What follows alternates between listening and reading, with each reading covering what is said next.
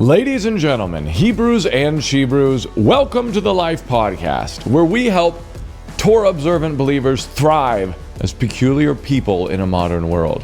And the way that we do that is we interview people who have come into this understanding of the Scriptures, that the law is forever and applicable to our modern day lives. And we talk to them about their lives. And we talk to them about the good times and the bad times, the trials and the victories.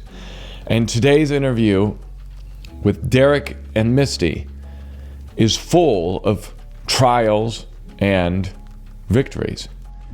However, some of the content in this interview is not suitable for small kids, so keep that in mind as you watch. Also, we had a tech snafu for about 20 minutes in the second third of the interview, where the shotgun mic goes out, so we had to salvage the camera audio, and thanks to the help of the wonderful audio engineer Carrie King, we're able to hear it. Thank you guys so much for watching this. If you like this content and you think that it's worth getting in front of other people, you can help do that by liking it, sharing it, subscribing, or rating us on Spotify or Apple. So thank you guys again. I'm very pleased, honored, and humbled to present to you Derrick and Misty. Derrick and Misty, welcome to the Life Podcast. Thank you so much for coming out here. Thank you. Thank you for having us. Yeah. You're here in the studio. That's pretty cool. It's pretty awesome, actually. Yeah. Well, I'm so glad. Like, my goal has been, man, I want people to come here. But, you know, you're relatively local, sort of. You're just one state away. It's not, but it's not, you know. Well, Derrick, all right, maybe we'll start with you. We're going to try and tell both of your stories in this interview. Okay. But maybe we'll start with yours, and then we'll pull Misty in whenever she enters the picture. All right. Can you tell us a little bit about yourself and your life story? Yeah. Of course, culminating into how you came into the Torah. You know, my life as a young kid was had a lot of ups and downs, and was a toxic environment of alcoholism, and my father left when I was 2, and had a stepfather there for a little while, but then he also left, and so some abandonment type thing going on there in my heart as a young man, and as we talked before this, that I was tossed around from family member to family member, and in the process of that, I was abused, sexually and by family members, and so very, very difficult to kind of revisit some of that in a way that makes you realize that we're all broken, and we all need the Messiah, we need his love, man, and we need him, in his presence, because we're all broken, and I forgive all my family for that. I forgive my mother, I forgive my father, I forgive the ones that did that to me, and so as life went on, I developed a pretty rough mentality of the streets, and I'd wear any hat, that was to be worn, and if you wore a cowboy hat, I'd wear it. If you listened to rap, I'd rap with you. If you were heavy metal, I'd figure it out and do the same. So that was a chameleon, coming out of my life, and that was an adaptation to be able to cope with the things that happen. I usually let people go, but I have a question for you, if you want to talk about it. How long did it take you to forgive your family members? Is that recent? That's a good question. I do remember the freedom that came from that.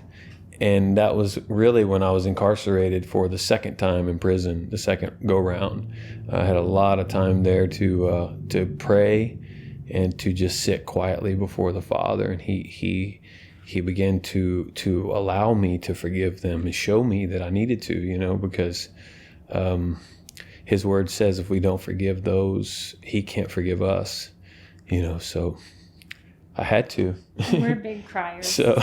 Yeah, I'm gonna cry enough today to cry for a while. Amen. We deal with some of the most important things and some of the most sensitive issues in life. Yep. And so We do. Yep. crying is the way to deal with it. Yeah, that's right. Yeah. Good. All right. So you were able to forgive them. Praise Yah. Yep. Okay, go on. Sorry. I went to that Christian school till ninth grade, and then I went into public school. But drugs are rampant, and in the Christian or private sector of schools because the kids have the money. So that age, about 12 years old, began smoking pot, and again, just dealing with life and things that were going on with my mother, and how to cope with those issues, and how to just live, and at the age of 14, I quit playing baseball, played baseball all my life, to play soccer, and I just thought I'd do something different, and I moved in with my soccer coach who full-blown alcoholic, drug addict, and ex-military ranger who was, coaching soccer in that area for the high school that I went to at that time too. And then everything was a party, everything was a party, man. 14 years old, he coached the seniors, and we'd have parties constantly in the trailer park there every weekend. It was drink as much liquor as you could drink and go play soccer the next day. So it was did all the drugs you can imagine there with the people that came there. So shot for shot against military rangers at 14. Drink bottles of Southern Comfort and Crown Royal. I used to wear one in my belt, and I developed my tolerance. My tolerance was so great at that young. Once my liver, was able to handle it, I could stand. Whereas older people, they've been drinking a lot of their lives. I was able to do it and still be standing, like it didn't affect me. So then it was like, wow, look at me, the pride, that comes with that. And then you look at what I can do, and kind of in the back of your mind, that's kind of the thinking. So I was, gung ho about being cool in that aspect, and man, what a wreck it'll make, of your life. I'm picturing Indiana Jones and that woman drinking the big guy under the table, It was every day, man. It was 8 shots on the bar. Those old mobile homes had that bar that come off the wall. The kitchen's there, living room here. You come to the bar that's just about 4 foot long, and 8 shots and 8 shots on the other side. And it was me and him. I was his best friend.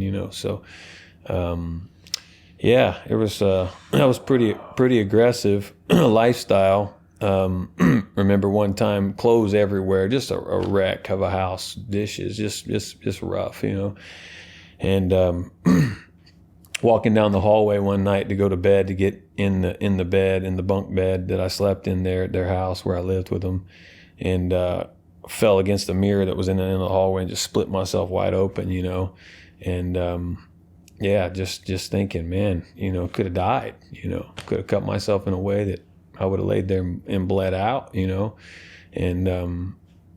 you just don't think about those things when you're reckless. You just carry on like some madman, and if no one's there to stop you or tell you that what you're doing is wrong, you'll continue, because you are a product of your environment. You will become what you're taught unless the Father gets a hold of you, So, and I think we've all done that in a biblical sense too. We've all been lied to, and we've done what we were taught by the generation before us. And they were taught by the generation before them, so it just carries on. And who says, where did this come from?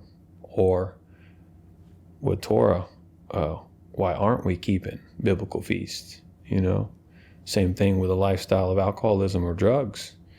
I was taught that, so that's why I lived that way. And who's going to stand in the gap and say, Derrick, why are you doing what you're doing?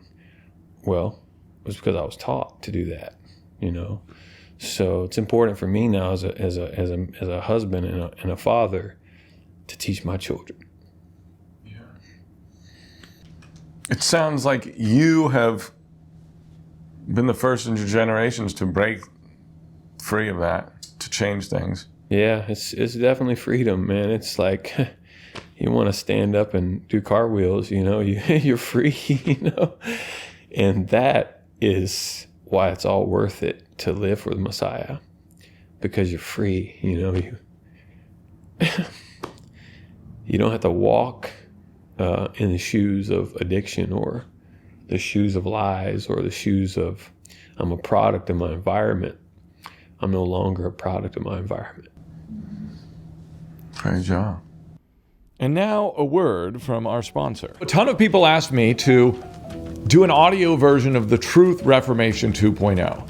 The Truth is a book that is all about defending the Torah observant perspective of theology. And so we go through all the arguments that someone may have or questions someone may have when considering whether the Torah is relevant to our modern day lives or whether it became irrelevant after the cross. So we tackle any question someone may have, whether it comes from Galatians, Ephesians, or Hebrews, or Romans, or John, or Mark, or any of the questions people have.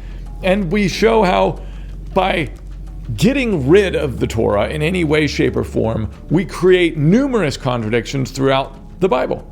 And so all of that is solved if the Torah is still relevant until man is no longer on the earth. So if you're interested in hearing me read about that for 7+ hours, then go to thewaydoc.com/thetruth and get the Truth audiobook. And now back to the show. So between this moment you're describing here and back when you were living with the coach, catch us up. I did all the dirty things you would do, in life, and associated with drugs and alcohol, and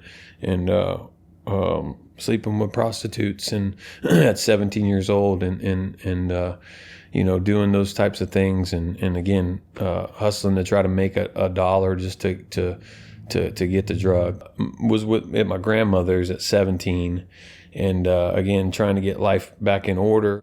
Or I decided I would be a corrections officer. I was a corrections officer. I drove inmates across the state of Georgia in a paddy wagon, which is a bus, a little small van. I ended up in the back of that van myself, incarcerated, and I'll get to that. But same van? Same van, yes, sir. Absolutely same one, shackles and handcuffs on. That's what they do to you in Georgia. They'll put shackles too on your feet. Then I got addicted to drugs again after I was fired or let go from that. Joined the military I was there for 2 months for basic, Fort Jackson, and I finished that with flying colors. Ran A class. I did all the things that needed to be done. Enjoyed it actually, to some degree, I guess, but I decided to go AWOL to get out. Why did you want to leave? I didn't have that mentality, not just military mentality, but the mentality to let someone tell me what to do. I wasn't going to obey no one. And at Chow one evening at Fort Lee, Virginia, we saluted. We went upstairs, circled around, put our bags in the locker, BDUs, and put our civilian clothes on and walked out and walked to the nearest cab and got in a cab and got to the bus station. And so from there, ended up in Texas, in Houston. And so I'm homeless in Texas at 19 years old. Probably one of the most dangerous places I've been, at least because I was, I was right there in the streets, so some rough experiences there. Went through some things there that were very, very challenging, because I would walk into the projects to get pot, just to sell it, just to get something to eat. And so just a rough time, man. And ended up calling my grandmother and going back home after about 30 days. And then she took me to an out-processing post in Fort Knox, because there's only a few in the United States, and they out-processed me. So back to square one again. You're just, Trying to get started, basically. Yeah, trying to get started again. It's like, man, when am I going to quit this? And I got addicted to cocaine, hardcore again, and I got into a mess with it, and ended up burglarizing my grandparents' home. I took all their shotguns. He was a deputy in that same county, and so they were after me hardcore. They got me, and they gave me 4 B felony charges along with a few other felony charges. So I had, in the state of Georgia, a B felony is 20, and then it's 20 years, up to 20 years. My grandmother was there to be with me. She knew the judge. Very small county. My grandfather stood with me. I stood in the same courtroom as a corrections officer as I did as an inmate. And before the same judge that I watched give men 60, 80, 100 years for rape charges or things of the nature of burglary or whatever. And so here I am facing that again, or facing that in the same courtroom, realizing that this man could give me that much time. Well, through prayer and just asking for mercy and my grandparents being there on my accord, they gave me a year in a place called Bainbridge Probation Substance Abuse Treatment Center.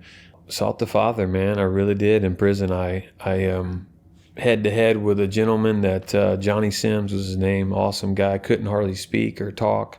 Couldn't read or write. I wrote every letter home to his wife. I had 5 years of probation to do in the state of Georgia. From that prison sentence of, the 4 burglaries plus the other charges. That judge told me when I got sentenced that if you ever come back in front of me, I'm going to give you every day that you got. I knew he was serious, and he wasn't playing. I got out of prison, went home to my grandmother, and that 1 year, man, it just rocked me, and I thought, this is it. I've rededicated my heart. I've read the Word. I've been praying. I've been seeking Him. I've been fasting. I'm on fire here. I had a full trunk of gospel tracts.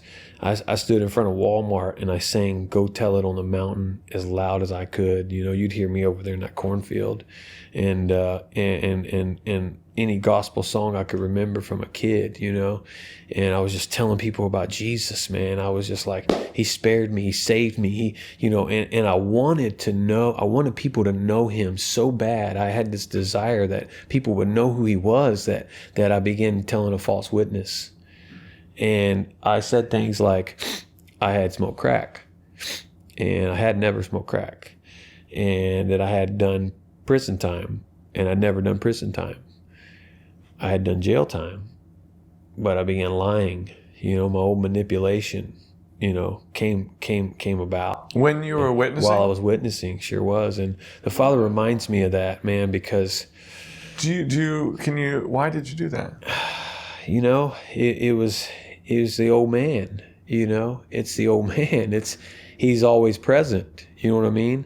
And Paul said, I know that in me dwelleth no good thing. For to will to do good is in me, but I find this law waging, waging against my spirit, man. And when I want to do good, there's this battle, and even then, giving my life to Christ and being on fire for Him and wanting to see people, there was still that war. And I fell subject to that because I wasn't rooted. I wasn't grounded in His Word. And I had no one to tell me that or teach me that. It was just, you gave your life to Christ, great. You're going to be on fire for Jesus, and everything's going to change, and you're going to do great things because you got a testimony, and you begin welling up these things in you, which are true to some degree, but they have no substance. And as a young man like I was, I didn't have anybody to guide me, disciple me. You needed a discipleship. I needed it, man. And did you had no one from the church discipled you at that point? I mean, No. You probably hadn't been going there long. Not very long, about 6 months before I nosedived. Again, I took a nosedive. Did anyone reach out to you at all to disciple you after you were saved in the Not really. I lived with my mom's best friend at the time, and her husband. They were going to church there, and they were just there. They, I got a job. I used their vehicle to go back and forth to work. I actually got a job at Walmart. Because you're out there witnessing, and he's like, "This is a little too loud." Gave me a job. So you got to go, Derrick. I'm like, every day I'm back up here. Discipleship. I want to mention one thing here. I mean, not just the mainstream church, but in Torah, in every denomination, this seems to be one of the things that's just overlooked. I don't think it's out of malice. I think it's just overlooked because the main goal is get people saved, let God work on them, And as it says in Acts 15:21, every Sabbath day Moses is read in the synagogue.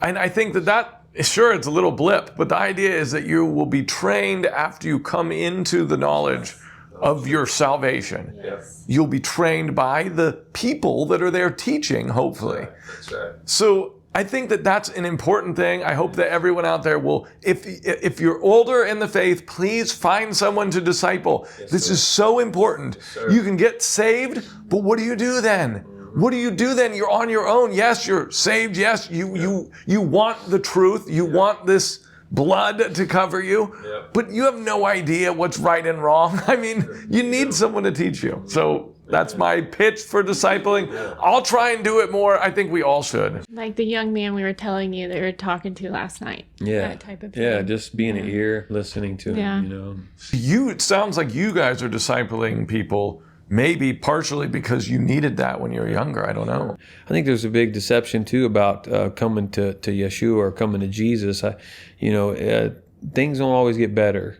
You know what I mean? And I can attest to the scripture that if you're cleansed, and be careful because the house is clean, but then they're coming back with 7 more.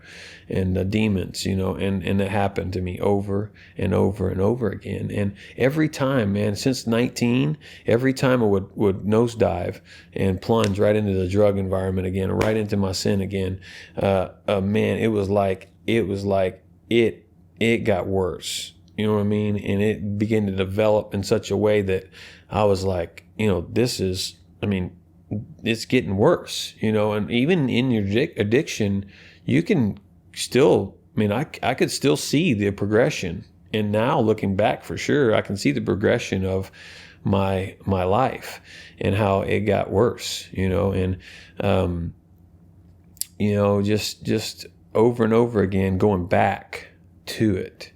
And then you're clean, but then no one's there to walk with you or, and not blaming anyone. And it's not a blame game. It's not about being right or wrong. It's about, this is what it is. And we need people to come alongside of us, and young men and young women do not have that, in this age we live in. And people are so distracted. And as a young man or woman in that scenario, you don't realize that that's what you need. You think, I'm saved, I got this, I can be strong. But what really has changed about your character at that point? You need to have this slow progression of challenges and overcoming them. Yeah. So anyway, sorry. All right, so back to your story. You got saved, you were preaching. It's interesting that as you were witnessing the gospel, you were saying these things that weren't true, which became true. Yeah, they became true, man. He reminds me of that often, that what you say can become, who you are, your reality. And it says what you bind on earth will be bound in heaven. And it's interesting. Loose on earth will be loosed on heaven. So the power, there is a power in the tongue, like maybe you mentioned that. Yes, sir. So I appreciate that. They that love it shall eat the fruit thereof, And that's so true in the good way too. If you love speaking blessing and you love encouraging people, you will eat that fruit. Mm-hmm. Let's go back to 21-ish, where you got after the year. Yes. So in jail, I was writing the girl. She lived in Madison, Wisconsin. I left the state of Georgia and went to with very few dollars. Had a pistol. had some drugs, and left in my clothes in a truck. And you evidently broke your parole. I broke my probation. Because you had 5. That's right. I had 5 years. Yeah. Okay, go on. My intentions were to go there and meet her and get with her, and then maybe come back. And what a foolish thing to do. But that's what I did. And I remember sleeping in my truck at truck stops when it was cold. It was the middle of March. And I went to Wisconsin, got to her door. She got back with her ex-boyfriend, and I turned around and started coming back. Bought a Pepsi and a pack of cigarettes. And went outside and smoked a joint, and I looked through the window, and I seen this young girl inside rolling silverware. And, here I am, young man, I want to go and talk to her, So I go in and talk to her, introduce myself, and end up hanging out with her. She introduces me to some people in Greensburg, Decatur County. She was a meth user. I began using meth there with them 2 weeks into it, and we're in the car together. We get pulled over. We had burglarized a couple of houses, and within the 2 weeks I'd been there trying to get money, and younger kid, and get pulled over. I get out of the car. The cop attempts to arrest me. I gave him a false name, and I took off running. Battered the cop with a throw to the elbow to his neck. And got a battery on a state cop and a burglary charge. So ran 2 times on foot in 3 days in Greensburg. I had a pretty large afro at the time. I was just again back on the run. I didn't want to go back to jail. I didn't want to face that judge in Georgia, and then within that time, I'm thinking about the time that I'm going to face if I do go back there. So my first time I ran, I slept in a barn. I ditched my jacket. It was the middle of March. There's snow on the ground, still left over. I ditched my jacket, had a short sleeve shirt on and a pair of jeans, and ended up sleeping in a barn in some insulation.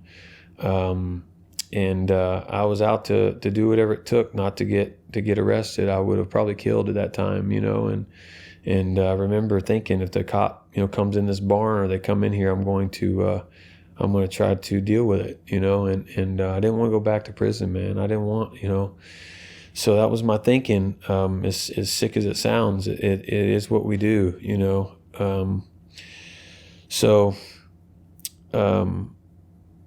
we must not forget what Yeshua said. If we think it, we've committed it. So you're in the insulation. You would have killed a cop, and then what happened? I slept in the barn. The next day, I got a ride from a guy. He's going to take me to California. I look over and he's got 1/8 of a tank of gas, and I'm like, "We're not going to California, buddy. Drop me off, wherever." And in the process of all that in Greensburg, they had gotten my truck. My military ID was still in my wallet, my state ID. Okay. Well, at that point, they posted my picture everywhere across Greensburg, Columbus, and state cops that were on to me. The day I ran from the cops, the next morning, I could hear helicopters. And I thought maybe it was just a coincidence or whatever. Everyone was after me, you know what I mean? And the next day, I went into an apartment complex where I had actually had some of my other clothing, and I'd met this girl. Went upstairs, contemplating cutting my hair. I get my clothes changed. I go down the road. It's about a 2-minute walk to get some cigarettes at Walmart, and there's a cop sitting there, and he approaches me again, and I take off running again to run in front of a guy in his tractor trailer, and he actually came to court and said that he told the state cops that he would have shot me if he wouldn't have been cleaning his gun. I ran right in front of his tractor trailer, tore his fence panel off to get over the fence, running from the cop the second time. And in that day, that's when I heard the helicopters again, and then the dogs. So they had dogs on me and helicopters on me. I ran up into a house where I ran underneath the garage door was cracked, rolled underneath that. Actually drank the cat's water. I was so thirsty. It'd been 3 days, no food, no water. Very, very anxious, on edge, trying to get away. And got into a van in that garage. I got on the phone and called the girl I'd met at the truck stop to come and get me the next morning. The van I was in, there was actually people living in that house that day. They were there. I sat back in the van seat in the back of the van while I talked to her, and there was a garage, in the open garage, there's a attic access and a ladder there. I get into the attic, and I stayed in that attic all night until the next morning, and hopefully waiting that someone would leave. There's a whole family in this house. I could hear a mother, a father, a kid, a couple of kids, never once heard a baby at all. Stayed in the attic all night. All I had on me was a screwdriver, a magic marker, and a bandana in my clothing at that time. So trying to get through that pretty quickly, but stayed there all night. The next morning, I waited and I waited and I waited. That van left. That garage door opened. That van left, and I got down and I attempted to get into the garage door, and I couldn't break the door without showing that it was broken, because I didn't want her to come home and see it and then freak out, and then I'm inside. So I got back in the attic. Within moments, it felt like the garage door was opening again. She's coming back, and I had to get in the attic again and close the door off, and then she goes back in the house. I waited for a couple of hours, and I was like, I've got to get in this house. I got to do whatever it takes to get out of here. I can't sit in here any longer in this attic. There's an engine hoist. It's about this tall. It's a big old pipe, a big steel thing with handles on it. I take that piece off of the engine hoist, and I'm getting ready to attempt to bust the garage door, the man door that goes into the house. And I remember, building up the courage to do this and thinking, I'm not here to hurt you. I'm not here to rape you. I just need you to get me in this van and get me out of here and get me some money out of the ATM and take me somewhere and drop me off. And that was my goal. Again, it's survive mode, and I got to the door, with a couple of motions of like, I'm getting ready to hit this door in. I'm going to go and take this woman down, and tell her I'm not here to harm her. I'm not here to cause her any pain. I'm here to get me in this van and get me out of here. And so as I approached the door and was in the stride of pretty much about to hit the door, a baby cried. A baby cried near that door. And that's why I'm here today, because that baby cried. And I would have probably gotten life if I would have burglarized that home with that woman and that child in there. And, that's why I'm here, man, because he had mercy on me again. He let that baby cry. She finally left. I got back in the attic. I said, I can't do that. I just can't. I'll just sit there until she leaves. She left again. I went to the farthest corner of the house in the attic, moved the insulation, took my screwdriver against the 2x4 rafter. I raked a hole in it. I kicked the hole, I raked the line. I kicked a hole in it, swung down onto the bed. I land on the bed and the door's cracked and it comes open a little bit more. And I thought there was a black man on the couch, but it was a black Doberman Pinscher. And there were two of them. And,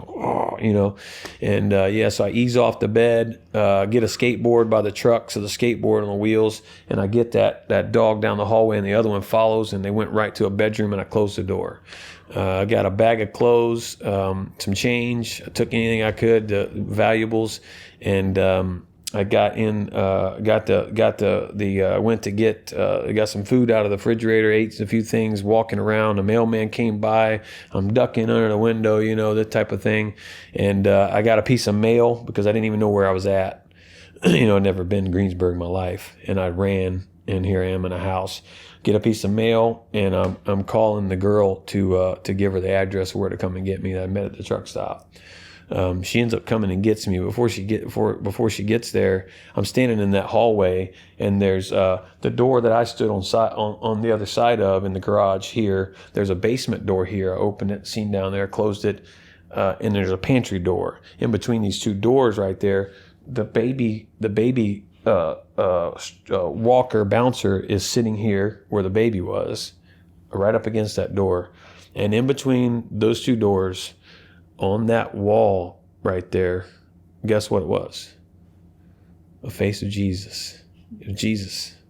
And I remember looking at that, and I remember him, whether those pictures are right or wrong, I remember him saying to me, used that.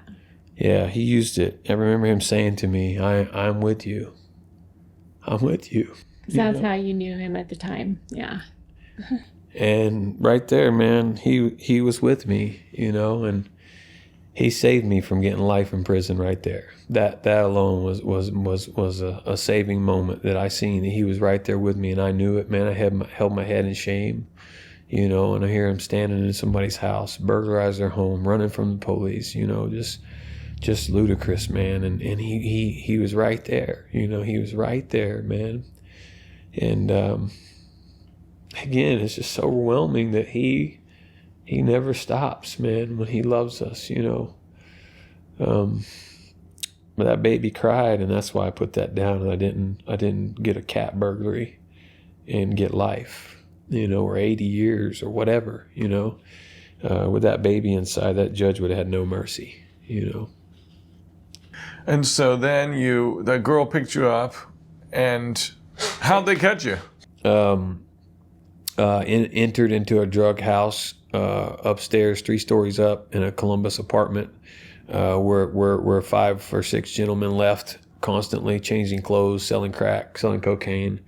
I had a newspaper clipping from the girl. She threw it in the back seat, all, on drugs and stuff. And like, they're out for you. They're out for you.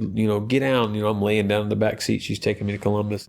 They went to her house to search for me. They found a pot plant in their attic, and they, pinned him up and said, "You either tell us where Derrick's at, or we're taking you to jail." So they told on me where I was and what apartment I was in, and they busted in. I'm the only man standing. Everybody else is trying to go out the window. One guy's going out the window. Crack cookies, guns, money, everything in that apartment, and they knew it, take me down, put me in the cop car, everybody up there, Derrick, says you're guilty of all that stuff they have, I said, yeah, you guys know the truth, so. How old are you here? And 21, yeah. And how long are you in this one? 6 months? I was in the county jail for 6 months, and then my prison sentence was given to me was a 10-5, execute 5 years. So I spent 51 months in Indiana, Westville Penitentiary in Newcastle, where the Father changed my life. He filled me, baptized me with his Ruach at Westville Penitentiary. And out of nowhere, I never seen it coming, man. He rocked me. You know what I mean? I was like a baby, man. What led up to that Holy Spirit encounter? My great-grandmother, she prayed for me, man. My grandmother drank just like my mom, and but my great-grandmother was a praying woman, and you could see it in her face, in her life, and at least the part I knew of her, and I'm thankful that people will choose to pick up the Bible and read it and do what it says. That is just awesome, because I believe it's because of the praying people that people's lives are changed. And my life was changed because of my praying great-grandmother. I just felt it in prison, man, so deep in my bones. When I would spend hours on my knees in prison, in the mop closet, in the mornings when no one was up, it was like I could feel my grandmother, man, just praying for me, and it just resonated that the power of God was going to change me because she prayed. And people always told me, man, so God's got a plan for your life, Derrick. When I would go back and forth from drugs to prison to, over and over again, it's like, why did I do that again? Why did I repeat? Why did I return to my vomit, man? Why? When I know how stinky and how filthy it is, why did I return to this?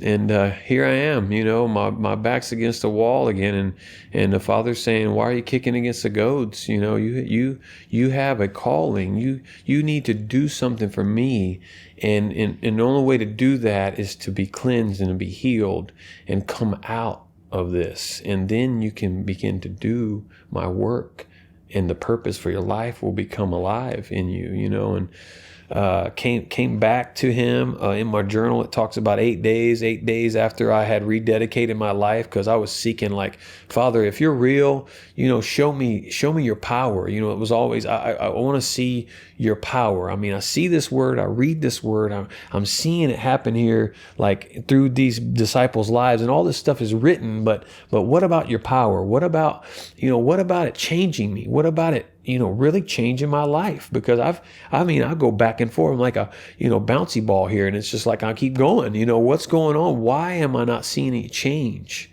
in my life? You know what I mean? Why, where's this power that your word talks about, not questioning, but like, hey, I want to know your power. I want to know your spirit, man. And that's what I sought in prison.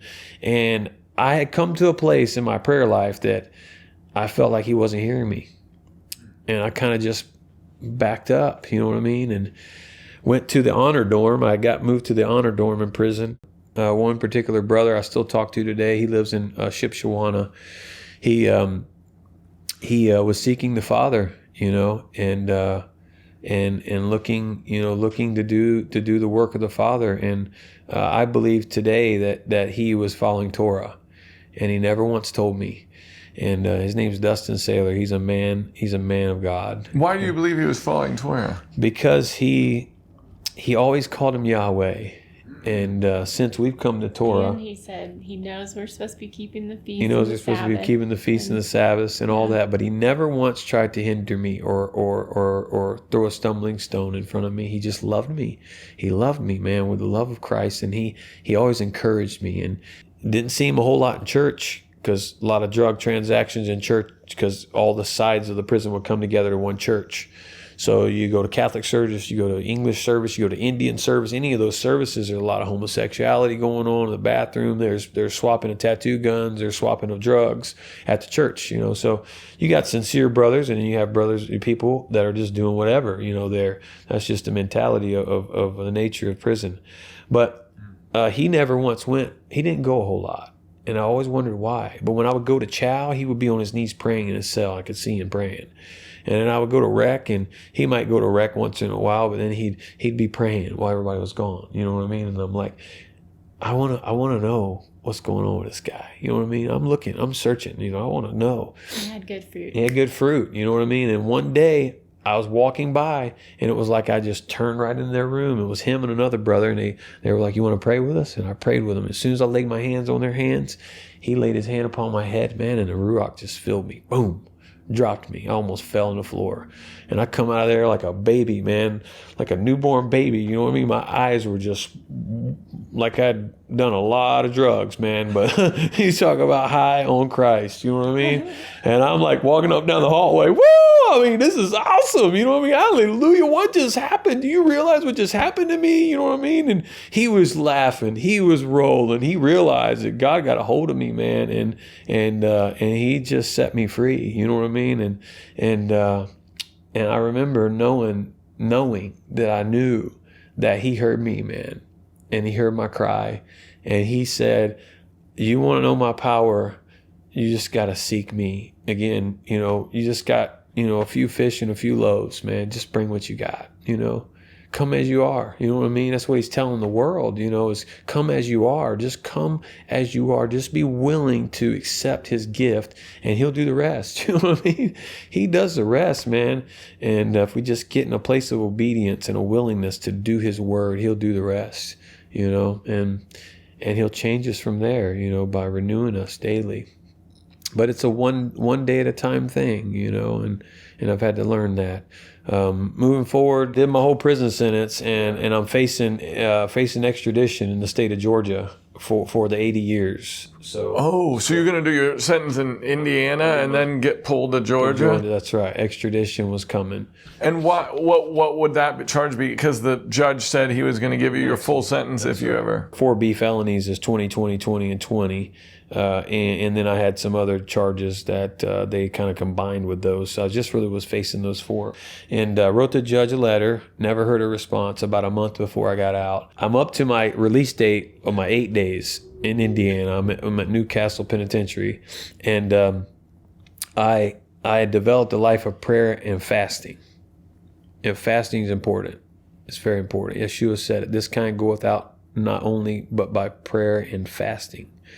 4 days, those 8 days, I have 4 days that I fasted. I spoke to my grandmother on the first day that I began my fast. She says, I'm going to go talk to the judge. I'm going to go talk to the judge and the probation officer if I have to. I'm going to try to get you some help and see what we can do. That first day that I began my fast, and I was on the phone with my grandmother. She's going the next day to talk to him. That first day is when he had a massive heart attack and died. The judge did.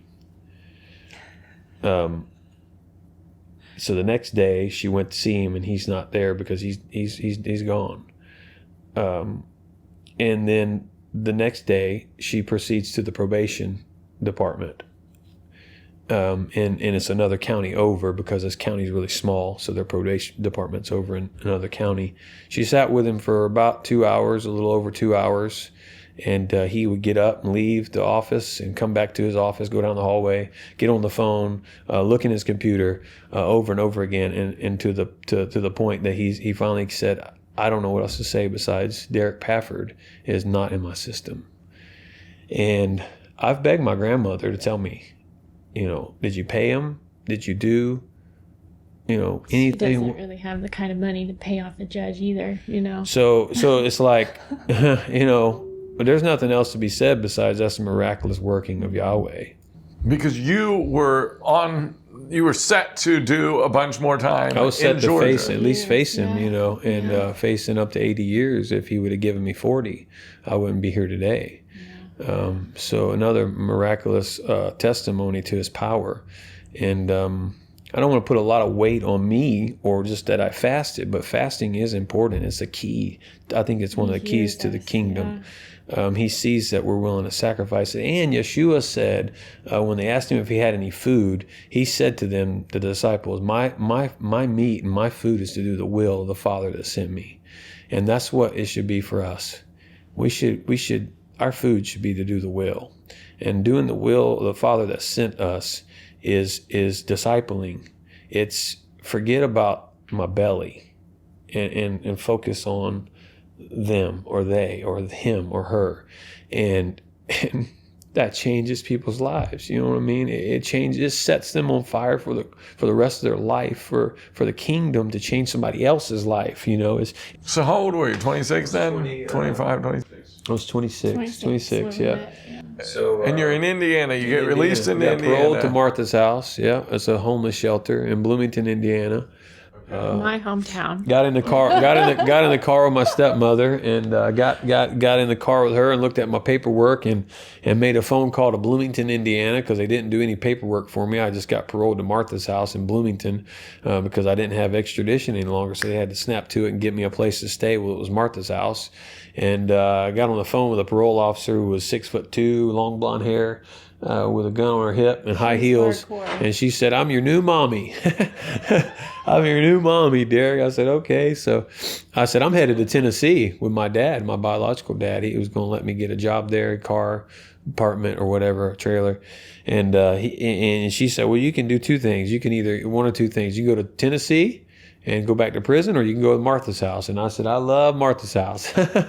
Martha's house is just where I want to be. Then I went and stayed with a guy who was on parole at this efficiency apartment next to this bar. It was all one deal, and I just once again just fell head first, man, into just whatever, just smoke a little pot, gotta stay on parole, pass a drug screen, and I ended up shooting pool at Rooster's bar in Bloomington. And she was there, and she was... So I had a 3-year-old, and I had let my mom watch him for the night. Long story of my testimony before that, like all kinds of things, lots of trauma, lots of things I went through. His father actually physically abused me and tried to kill me and all kinds of things. And so I was in a really bad place. And so... How old are you at the time? 26 too. Yeah. And She's older than me, by the way. 3 months. he was 3, Christopher was, and I was living on housing. I worked full time, but I was living on housing and food stamps and WIC and TANF and every bit of help that I could get, because I was all by myself. My mom was there, and we have a really good relationship now, but we had maintained, a decent one through that, because I was a nightmare to deal with at that time. But I was pretty mad at the Father. I thought it was, I thought he had abandoned me through a lot of things, You grew up singing with your dad in church, so you'd been to church and grew up singing with your dad. I knew who Yeshua was from the moment I can remember. So I knew him very well, that he was coming after me, But I was pretty mad when I met Derrick, and he was on fire. But we were at the bar, and I had literally had sunglasses on, a pocket full of pills, and I barely remember anything. I wasn't really on fire at that point. I kind of you preached to me even in all of that. Maybe I did. Still evangelizing, He was. You go to the bars and tell people about Jesus. I didn't want to hear it, So, but I brought him home, which was not, my character, but I was really out of it. And I brought him home, and we have literally been together since that moment. Really? Yeah. Yes, we have. And 16 years ago, we met. Mm-hmm. And we were a mess for each other, though. Yes, we were. We were horrible for one another. Bonnie and Clyde, Really? Yeah. Today she says, what do you say, ride or live? Ride or die, but now I say ride or live. Ride or live, Derrick. That's right. We're going to live. Amen? Yeah. That's right. So there you go. We're So at that then point. what happened? So you got together. Yes. And then... Now you can pick back up there. You sure? I mean, to pick up? Okay. We got married, and we had Logan first. We got pregnant with Logan. Christopher was 3. I became dad. Still working a job. I'd gotten 2 jobs at that time. I worked from 7:30 in the morning until 4 in the afternoon, and then I would go from there to a campaign center where I wore a headset all night long, trying to, this is the police association. Good evening, Mr. Jones. We're looking for some donations for our state police this year. Had that voice like Luca Bathy. Welcome. Well, but I did that. So we bought our first car, $250 Buick, where the headliner was falling down, stuff falling on you. Power steering fluid spitting over the windshield, and $250 by working those 2 jobs, and then. I kept saying at the end of the bed, while she was pregnant with Logan, I kept laying at the end of the bed at night on the floor, and I'd say, we need to get back to the Father. I knew, that a marriage was, still always preaching. This is this is only going to be in unity if we praise and worship the King, and I knew that, I knew it, and so I kept thinking that, he kept putting that in my head and my heart, and I just kept telling her that, but at the time it just wasn't going to happen, we were too headstrong for what we thought we could do, and we kind of floated for about went to Christian church, went in and out of the Christian church. We did okay, and it only lasted a little while, though. Started a business in 2009, a chimney business in Bloomington. Went to a fireplace store, and they really kind of set us a course there because they referred us.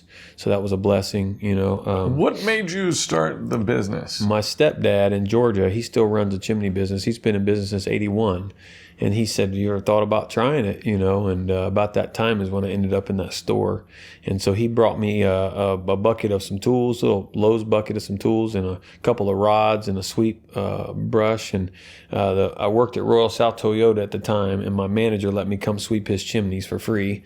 My stepdad came up, showed me how to sweep the chimney and the fireplaces, and I was like, I can do this, and I can learn all this stuff. And so I began learning, and I began teaching myself some things, and reading and studying and learning from him.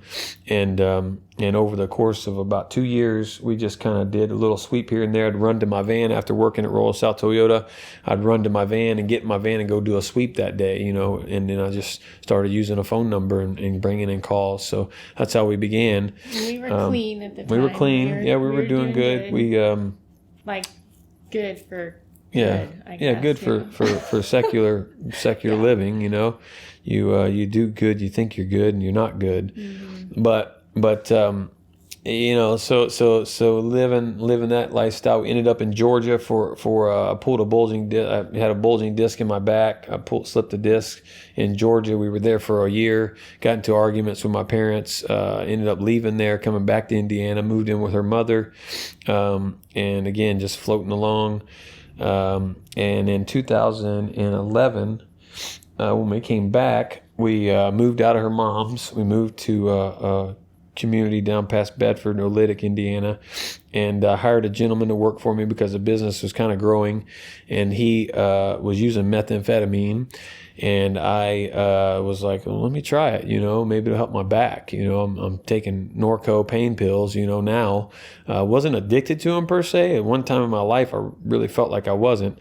She was always addicted to antidepressant medicines, as well as since 16, she was taking Klonopin, Xanax, you name it. She was all into those types of drugs. So when I met her, she was still using, just dealing with life, and it never stopped. And so 2013, I began manufacturing methamphetamine, or 11, 12, 13, and then began. Why did you start making it? It was easy. I had all the equipment to do it because I had full face respirator for chimney sweeping. I had heat gloves. I would wrap duct tape, so it wouldn't get to my skin. So when I went home around my children, it wouldn't, and then I'd wash myself. But started making it because it was cheap and it was easy, and I thought that I was going to get something done and make progress, which like sell it and no, I never really got into selling. I would go to people's houses and use it with them and let them have some just to use their house to use it, but never really tried to sell it. So mostly for your own consumption. For my own consumption, and just became a monster. You know what I mean? And, yeah. So I'll tell a little bit go about ahead. that. Yeah. So for lack of a better word, became a monster. He had no care in the world for me or the kids. And he would stay gone for days on end. I didn't know if he was alive or dead. I didn't know how we were going to survive. I didn't know how we were going to pay our bills, how we were going to eat, how we were going to do anything because he was gone. And I stayed at home with the kids, and that's what I did, And our kids were 3 and 7 at the time. And I remember the very last time he went on a binge, and yeah, of course I was still, taking handfuls of pills to cope with life because I had no idea how to cope with anything at that point. And but I literally, even in my sin, cried out to the Father. And I remember I just fell to my knees and I just cried. And I was like, I don't know what's going on. I don't know what else to do. But if you will help me and give me back my husband, I will serve you for the rest of my life. So that was a promise I made that day, and I didn't keep it, And then, coming to the Torah, you find out how important vows are that you make, You don't promise the Father something without keeping it. I think that's what you found out many times too, right? Yeah. So within a few days, literally, they just bang on the door. My 7-year-old runs to the door, and he's like, Daddy's home. And they kick in the door, and they hit my son in the face with the door, and they put guns to the back of our heads. And I'm screaming, begging them for our lives. I don't even know what's happening. You know what I mean? It's so terrifying and so traumatic that I have no clue what's going on. I'm just begging them not to shoot us. I didn't know it was the cops. I didn't know who it was, And it happened so fast. And then they tell me who they are. And then he pulls up and we watch him get arrested. And it was horrible. But he answered that prayer that day. He did. And it wasn't how I wanted it to happen, but it was how it had to happen. During that time, before I was using meth and cooking meth, I went blind for 7 days. Yes, yeah. In her mother's trailer in Bloomington.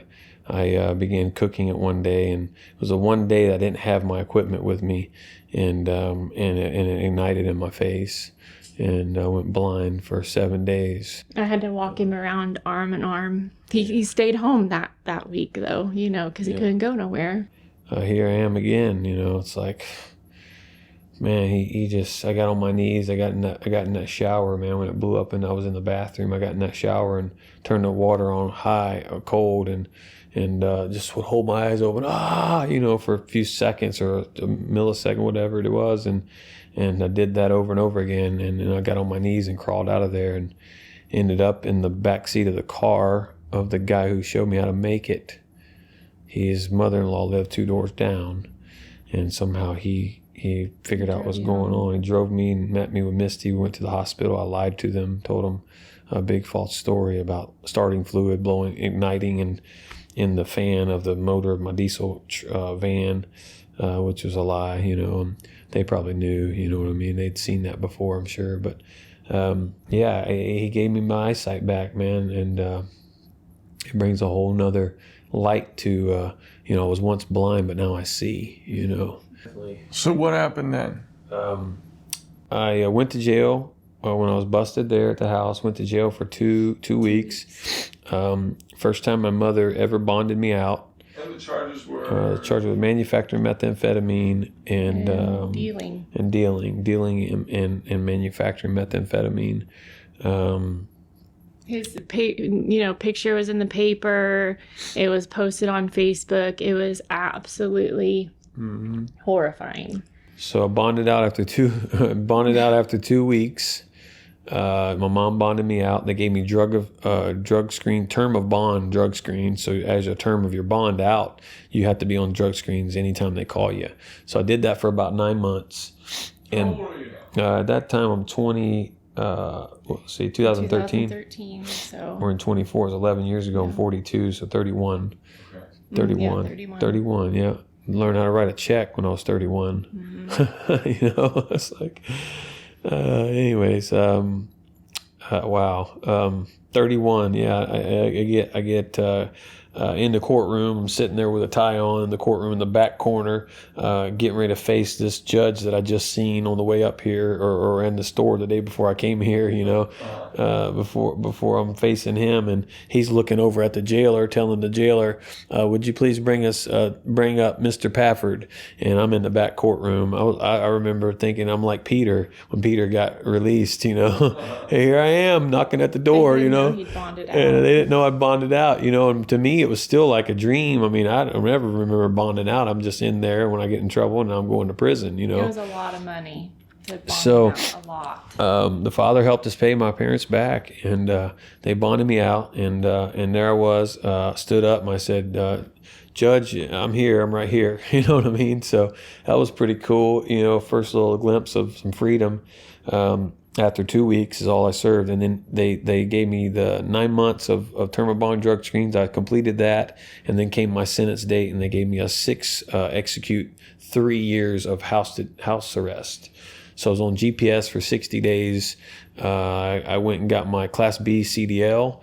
But going back to that two weeks of jail, that was the first time I experienced my family and my children sitting through a glass, and when they visited me.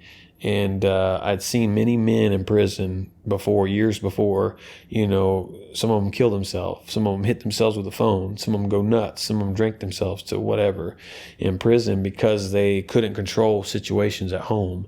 And this is often that this happens a lot because they got wives and kids out there and you can't do nothing about it, And I got to see what was going on with that firsthand. Even that little time I was there, I got to visit. She visited me, and it rocked me. And the Father used that because when I got out, and got bonded out that day. And I went home. I sat in that house where I was busted at, which people were manufacturing methamphetamine in that house before we moved in, but I couldn't tell her I knew that because I seen the signs of it, because I didn't want her to know I was manufacturing methamphetamine, because I hid it pretty well because I would leave. And I just told her, like, she'd find little balls of it in my pocket. I told her it was cocaine, because I'd done cocaine. She knew it.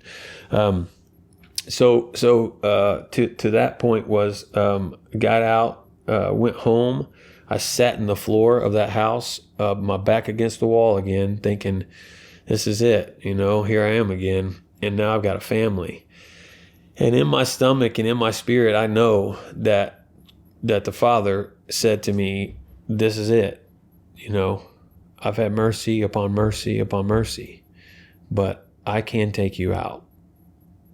I have it in my hand to take you out if you choose not to serve me. And he can. He has. He's taken people out. And he is a good father, but he will come to a place, I think, with us if we become reprobate. And he can take our lives. He gave us life. He can take it, And I remember that, this is it, man. I need to serve him with all I have, and I feel like I've tried. I've done my very best, up until today, and I've failed many times, but I've not went back to that. And it's been 11 years, since I've been clean. Went to church, gave our lives to Christ together, got baptized 2013 in a church in Bedford. Was on fire for the Father, man. Began doing like homeless ministry, which we're getting ready to kind of strike back out into that again, with a whole new light of just a newness of just learning Torah 4 years ago. It's been about 4 years, and we did the homeless ministry. I got put on house arrest, and then from there, we stopped doing the homeless ministry. And then we started our business again, and we began growing. Our business began growing. When did you start the business again? 2013, right when I got out. I worked for a dump truck company, got my Class B driver's license, and then would do jobs at the end of the day again. Run and do my jobs in the van, the old Astro van, and I had hidden my addiction really well, and I really, really wanted, to be on fire for Jesus. That's what I wanted, and I was after him, and even in my addiction, and I hid it very well from everyone. Like, I looked like this perfect soccer mom, that went to church and did all this ministry and all these good things, But behind the scenes, I was popping pills, because I had no idea how to deal with anything, So, yeah. So these are antidepressant pills. Anti-anxiety and pain meds. And eventually it became whatever I could get my hands on, So. Heroin, meth. She began using meth too. But a mixture of drugs like that. But when did you begin using that? This is after he. I had continued to use the pills through all of this. Yeah. Well, we got clean together for about 2 years. Yeah. When we had Logan, our youngest son, we were clean then. And then whenever he hurt his back, he actually went and got pain pills, and he didn't take them, so I did. And so that is when that started back up. And then Okay. Yeah. And so then for 7 years. What happened was, what really did like the turn for me was I had fallen and hurt my back on the ice.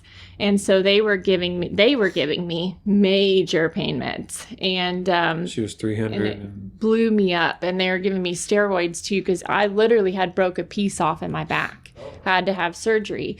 So I was 336 pounds, and my insurance would not cover it, but I was miserable. I was so sick. I had sleep apnea, just I felt like I was walking around in this like skin suit, you know what I mean? Just horribly sick and depressed and anxious. And so we decided, I did all the research, and I know it sounds crazy, but I'm a researcher and I will find something out to the very end of it.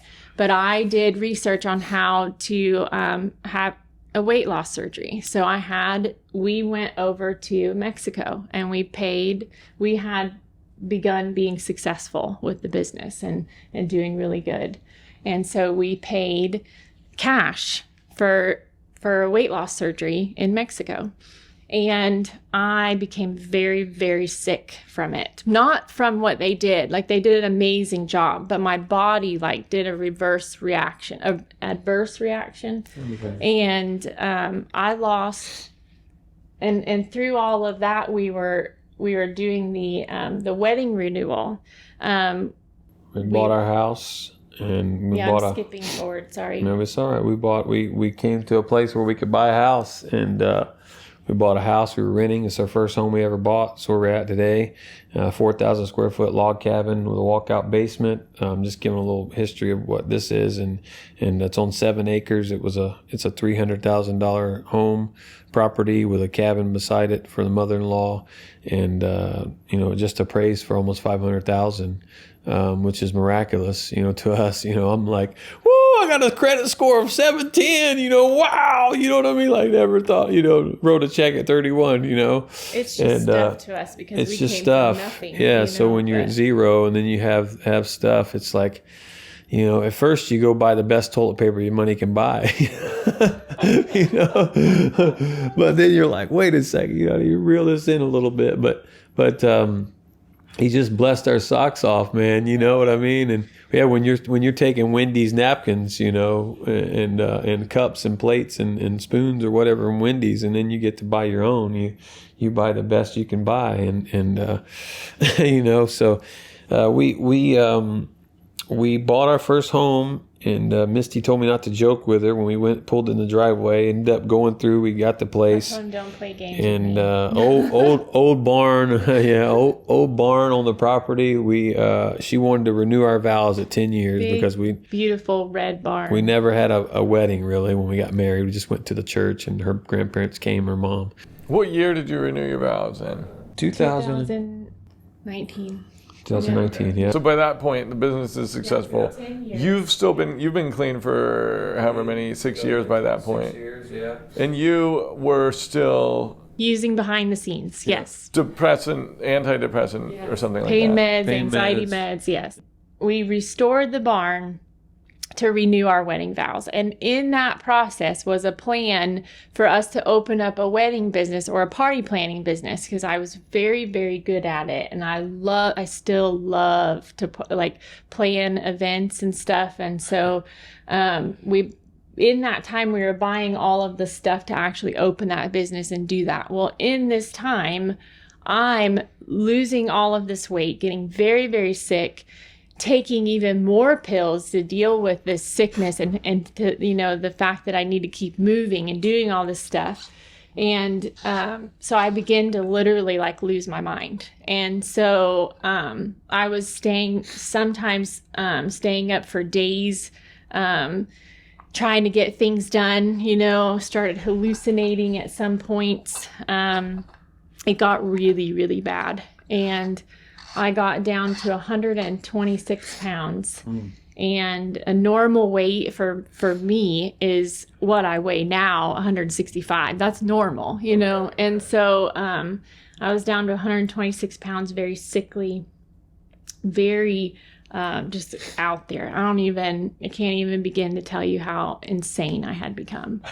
And so I had to steal my car back one time from Bloomington. Took a debit card. I racked up hundreds of dollars. I would go and go buy pills or whatever I could get my hands on. I can't even begin to tell you the amounts. We had this money now, and it was like we could just spend it, and to the point of going broke. Yeah. We went down to $0. My mother was working for us. Our bills at our place, probably at the time I had 7 employees, 8 work vans, 6, 7, 8 work vans, vehicles, and pretty large bills to pay. And we went down to $0. I don't know how it happened, but it happened. And I was sitting there crying at the other desk back to my mother. She was our secretary at the time. She had come up here. Stepfather and her had gotten a divorce, and she had come up here and helped us. She was a secretary. She's looking over at me. I just started crying, that morning. I'm looking at the bank account, with $0, down to nothing. And I'm like, I'm going to sink if you don't help me, Father, and all this time I'm seeking him. I'm praying for my wife. I'm battling it with her. I'm battling it with my son.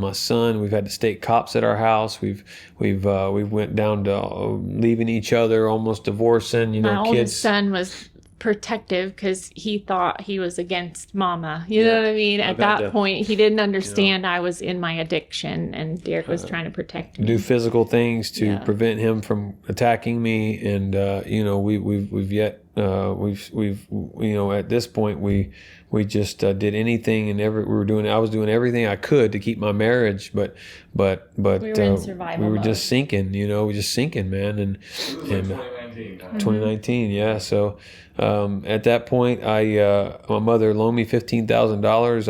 I've paid that back. We paid it back pretty quickly. She's like, "You think you can make it on 15?" I'm like, "I'll do my best." I don't know. I made it on 0 before. You know what I mean? So here I am, and the Father blessed our business, and I called a friend and told him that Misty was just out of control. He works for us today. He's 70. Him and his wife, they do marriage counseling. They came and sat in my living room, and she did not want to hear it. You know what I mean? And the woman got right in her face and said, "It's not Derrick, it's you, and you're the problem." You know what I mean? And she didn't want to hear it. So she shuffled and hustled and did all of her stuff. And like the next day, I was going to leave you. She was going to leave me.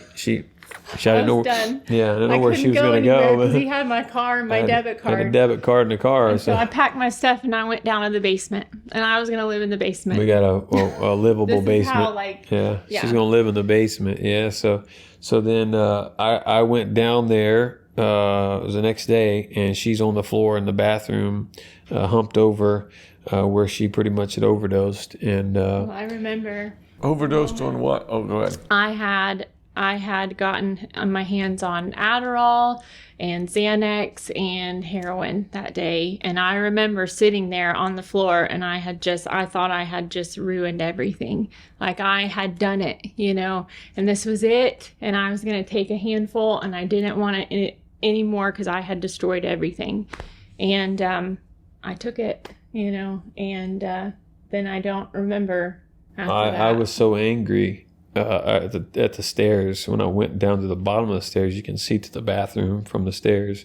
I was so angry that day that I began to go back up the stairs and say, "I'm leaving her. I'm just done, Father. I've done everything I can do, and she's just going the opposite direction, and I don't know what to do." And I ended up finding myself back down there. He's saying, "Go down there and get your wife." And I picked her up, carried her up the stairs, put her in the bed, and it was during COVID. And she said, "Don't take me to the hospital. Don't want to deal with all that." They would have put me on a ventilator, and it most likely would have killed me, And but I know that my lung had collapsed because I could literally feel it. I had this big, felt like a boulder sitting on my chest, and I had no voice and no breath. I could hardly breathe. And I remember laying in the bed, and I cried, and I just barely waking up out of this stupor. And I'm like, can't breathe. I can't talk. I'm just terrified. And I tell the Father, I'm like, okay. I'm like, I don't know what else to do, but if you will give me back my voice, I will sing to you. And I just laid there for days, just trying to get better. But from that moment,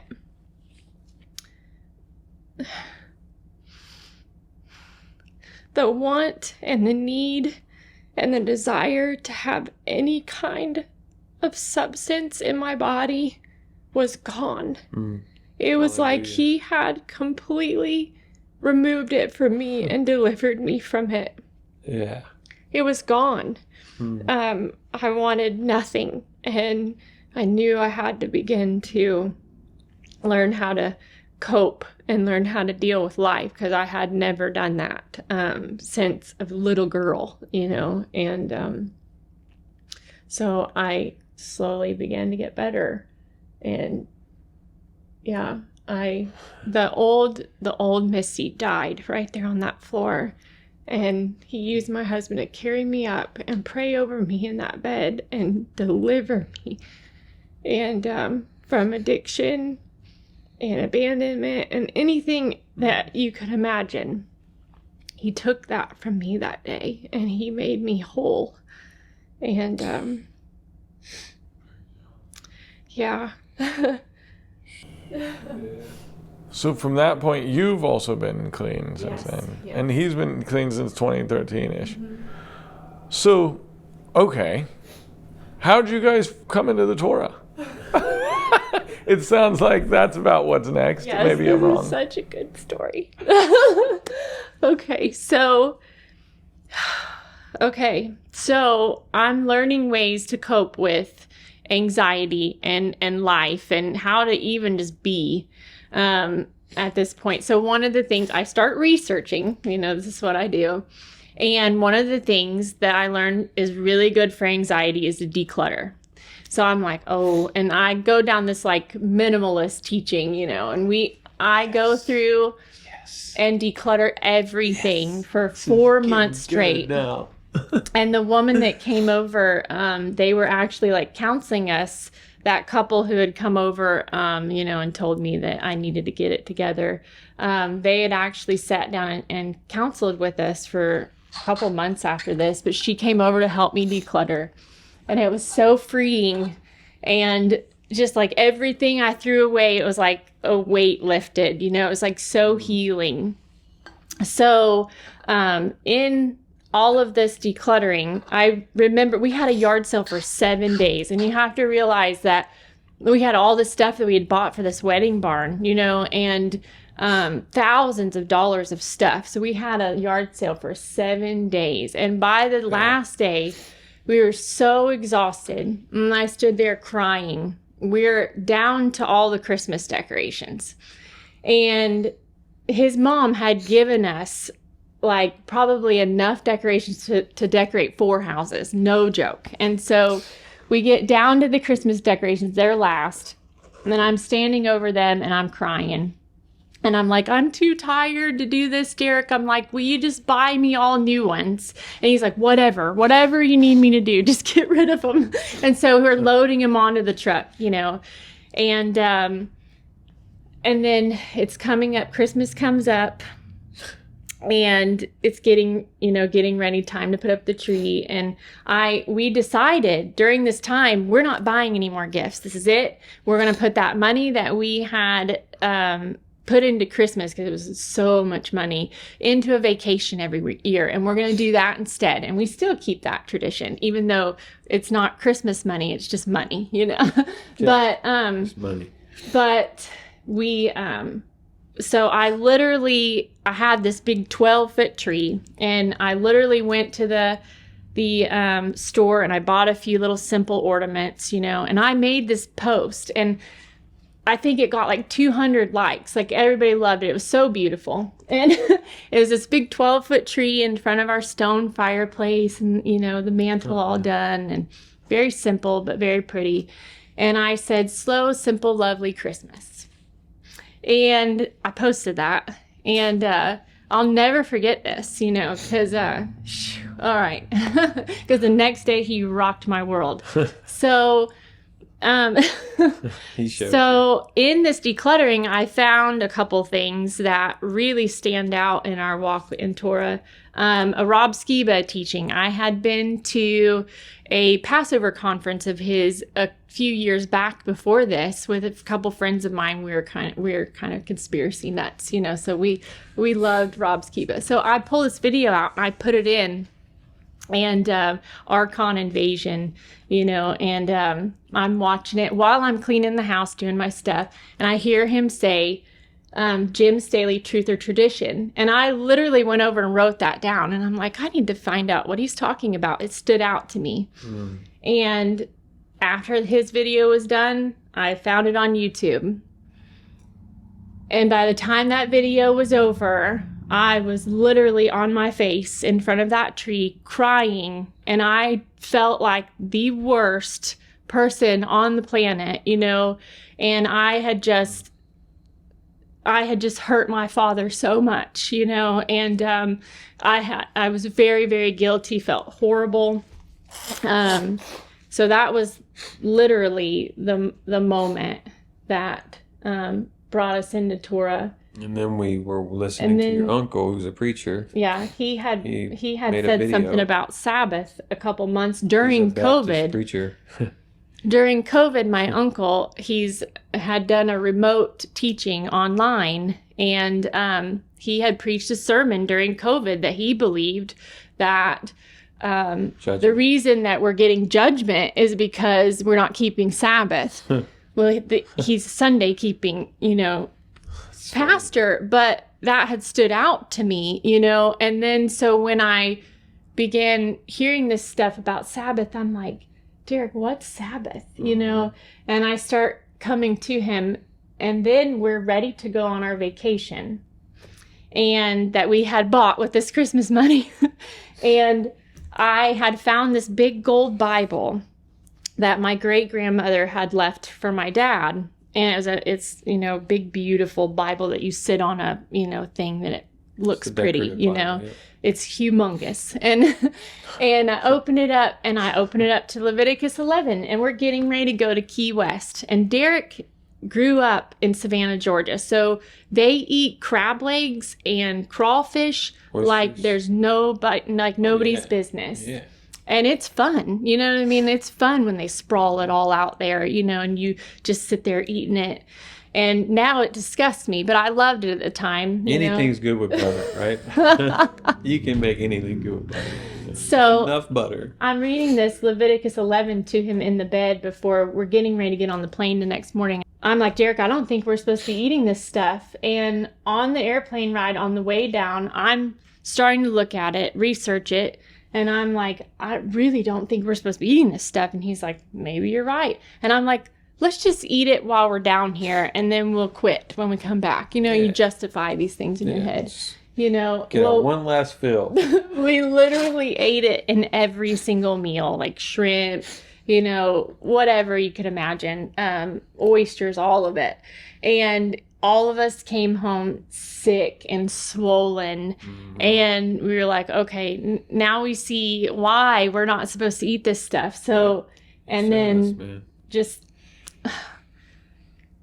Derrick called me the B-52 bomber because it was a snowball effect. And I learned it, and we were doing it, and I was bringing it to him, and...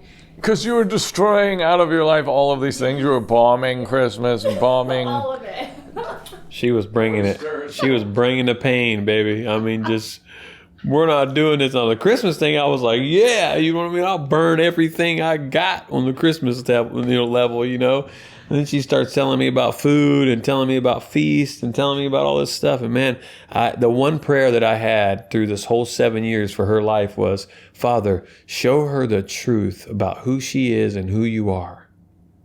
Show her the truth about who she is and who you are, who she is in you and who you really are. What your word really says. Show her your word, Father.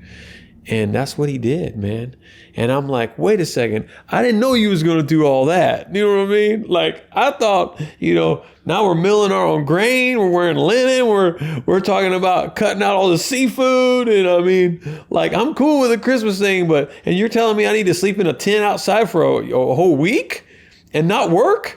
I mean, we got bills to pay here, y'all. I don't know what you're talking about, but we can't shut down. We can't be shutting down work here. This is how we got here, right? Okay, but anyways, all that stuff, I'm like, no. But man, everything she brought to me, because I had studied the word, everything she brought to me, it like forever. You know, I'm grafted in. I always told people we're grafted into the children of Israel. We are Israel. You know what I mean? And everything she brought to me, it was like, it's there. This is exactly what it says. It says that. I couldn't refute it. The Spirit of God in me could not refute it. I couldn't refute the truth that he showed her. And it was Torah, man. And then we started doing the feast. And the first year, I remember, well, first I want to say that the Father gave me a word a while ago, before this all happened, even, that he would restore the years the locust and the cankerworm ate. He will restore the years, and he's done that in our lives. Our children are fruitful. I mean, they're just doing the word. They're fruitful. They see the word. She's writing the word on every wall in our house, on all the doors. You know what I mean? They're writing the word. It's everywhere in our house. And I took the Deuteronomy 6 Shema very literal, and so it went all over all my doorposts, you know. I mean, it's like, man, I thought I'd seen radical Christians, but man, this lady's radical. You know what I mean? And this is, and now that I'm like okay with it, this is great. This is cool. My kids are listening to Torah every day. You know what I mean? We're going to read the Torah. We're going to follow His word. And all these times I've tried to do Bible studies with my kids, I would come up with all kinds of stuff to do with them, teach them, write it on the wall, do whatever, write it on the blackboard we had or whatever, and get them to learn a scripture this week, and they could get rewarded from it and all that stuff. Nothing changed them like the Torah did, reading it every day with them from Genesis 1:1, and we read the whole Bible, and it's like nothing changed them like that. That changed them, and they remember things that she's taught them through the Torah in the mornings, you know, when she teaches them, because she'll do that for homeschooling. Nothing. And they remember things, you know, that I'm like, how did you remember that? It's because of the Spirit of God. It's because of the Ruach. It changes a person, you know, and that's what began to happen in her life, and it began to change us, man. And just things began to fall off, you know, and then we did Sukkot. For the first time, we told 7 employees, 9 employees that we were going to stop and take a pause here. We're going to build a tent outside of our home. And we built a tent, buddy. You know what I mean? We had the tractor out, big old logs. You know, we got a cool sukkah, you know. We got a wood stove flue there where I can hook a wood stove up. I've done it several years now. But we're kind of like the redneck Christmas people who leave their Christmas lights up all year. We leave our sukkah up. We took the drop cloths down. But that was pretty a test of my faith, too, because I had to tell 9 employees that I was going to give them a week's pay and a week off, you know, and that's a hard thing to do for a man who you know, sees what goes in and what comes out, you know, and payroll is pretty heavy, you know what I mean? It can be $400 to $6,500, sometimes $7,000 a week, and that's a lot for a small business, but that's what we've been doing, and we've done it. And man, the first year that we did that, I said, okay, Abba, I'm going to try it. I'm going to go for it. My wife says that you'll bless our socks off and you'll provide. And she's always said it, you know, He'll provide, just be faithful. And man, He did, man. He gave us some of the biggest jobs we've ever had, you know, and going back to when I got out of prison, I always tell people we went from $50 right out of prison at a homeless shelter, didn't know where we were at, to the past 4 or 5 years now, we've brought in over $1 million every year. And that's miraculous. I mean, we haven't made the $1 million, but to bring it in, even with 7, 8, 9 employees, you know, that's miraculous. You know, that's the hand of God. You know, I tell my workers when they come to work there, it's like you're rolling on a miracle. The miracle of God. You're rolling in a miracle. When you get in that work van every day, man, you're sending a miracle, because I do not deserve this. I never thought I'd plan this or do this, and I didn't. I just got up every day and I said, I'm going to be faithful today, Father. I'm going to be faithful today. I'm going to do your word. This is the day that Yahweh has made, and I will rejoice and be glad in it. You know, that's it. And I will rejoice today that you have set me free and you have made me whole. And I am a man after you, God. And that's what my life should be in the rest of the world, that we live for Christ like that, you know. And He'll do the rest, you know. 12 disciples, again, you know, they bring what they got. He said, bring what you got. I'll do the rest. I'm the great multiplier, you know. So He took us out of all that, man, and He delivered us. And it's shared this scripture a lot with a lot of people lately, because what is different about keeping the Torah? Well, it says that the law of Adonai is perfect, restoring the soul. And so I firmly believe that his law, his Torah, restored me and my family and just everything, you know. He's restored us through his Torah. He did. And I never thought I would sit here, man, and talk about his Torah, his instructions, because you're always taught that those things were done away with, and that's not true. That's not true. Yeshua fulfilled those things, and he made them alive. Now I get to do his word, whereas I wasn't doing his word before. Now I'm doing it. We're doing his feast. We're doing his work, and that's the difference. That's the difference, and I think. Why I think he couldn't stay, where he was going, and the difference in our walk now, because we're walking out his Torah. We're walking Yeshua's footsteps, so nobody teaches you how to do that. Do you think that the Torah did have something to do with being able to stay on the straight and narrow? I definitely do. I believe that with all my heart. It's a firm foundation. What's the difference? Why would it help? It's just it's the foundation. It's from the beginning to the end. He's the Alpha and the Omega. You can't come to Christianity, give your life to Christ, and then not do anything. And then you not plunge. Change, you plunge. Well, I think also because the discipleship, it's beginning to the end. It's the whole gamut of Christianity. It's the essential part, though. If you don't know the beginning, how can you live the end? And all the things about the disciples and all the New Testament. I mean, it couldn't have been without the beginning of the story. And so, like you said earlier, with Moshe, reading the law every Sabbath. Well, that's how they would disciple, you know what I mean? And that is how they would tell them, okay, so this is what you need to do. You know what I mean? This is how you walk it out. These are the things you need to do. These are the things you need to keep, and these are the things you don't need to do. So it's a love story. It's a love story. Community too. Yeah. Because then they were so close that if your fruit was rotten, we'd see it. You know what I mean? And that's a hard hitter. Man to man, face to face. It's like, hey, if you got rotten fruit, you're gonna see it. I'm gonna see it. John's gonna see it. So you can't marry my daughter if John sees your rotten fruit. You know what I mean? Let's get it in check here. Let's disciple, to get out of this lifestyle of rotten fruit. So I don't want to get yet away from the difference between what you notice in Christianity and Torah. Yeah. Do you mean practically, like coming together on Shabbat for long periods of time and getting to know people? Is that part of what helps, you think?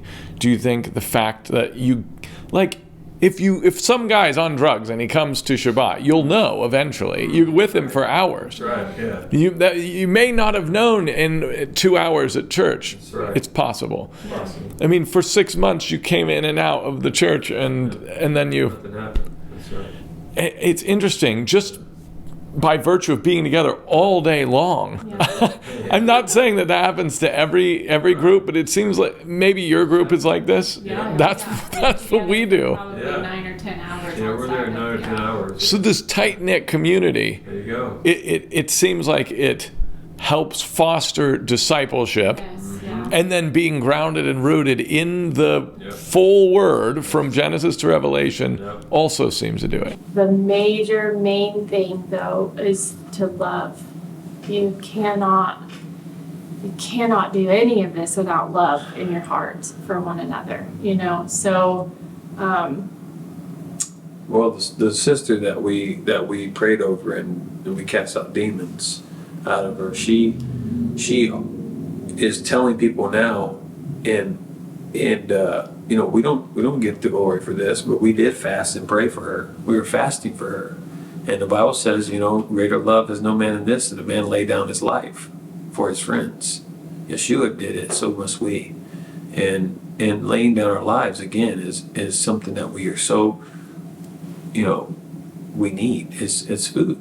You know what I mean? It's so simple, but yet so powerful. And I think when we fast for one another, man, we can change people's lives. I mean, we can do things that he said we would do greater works than these.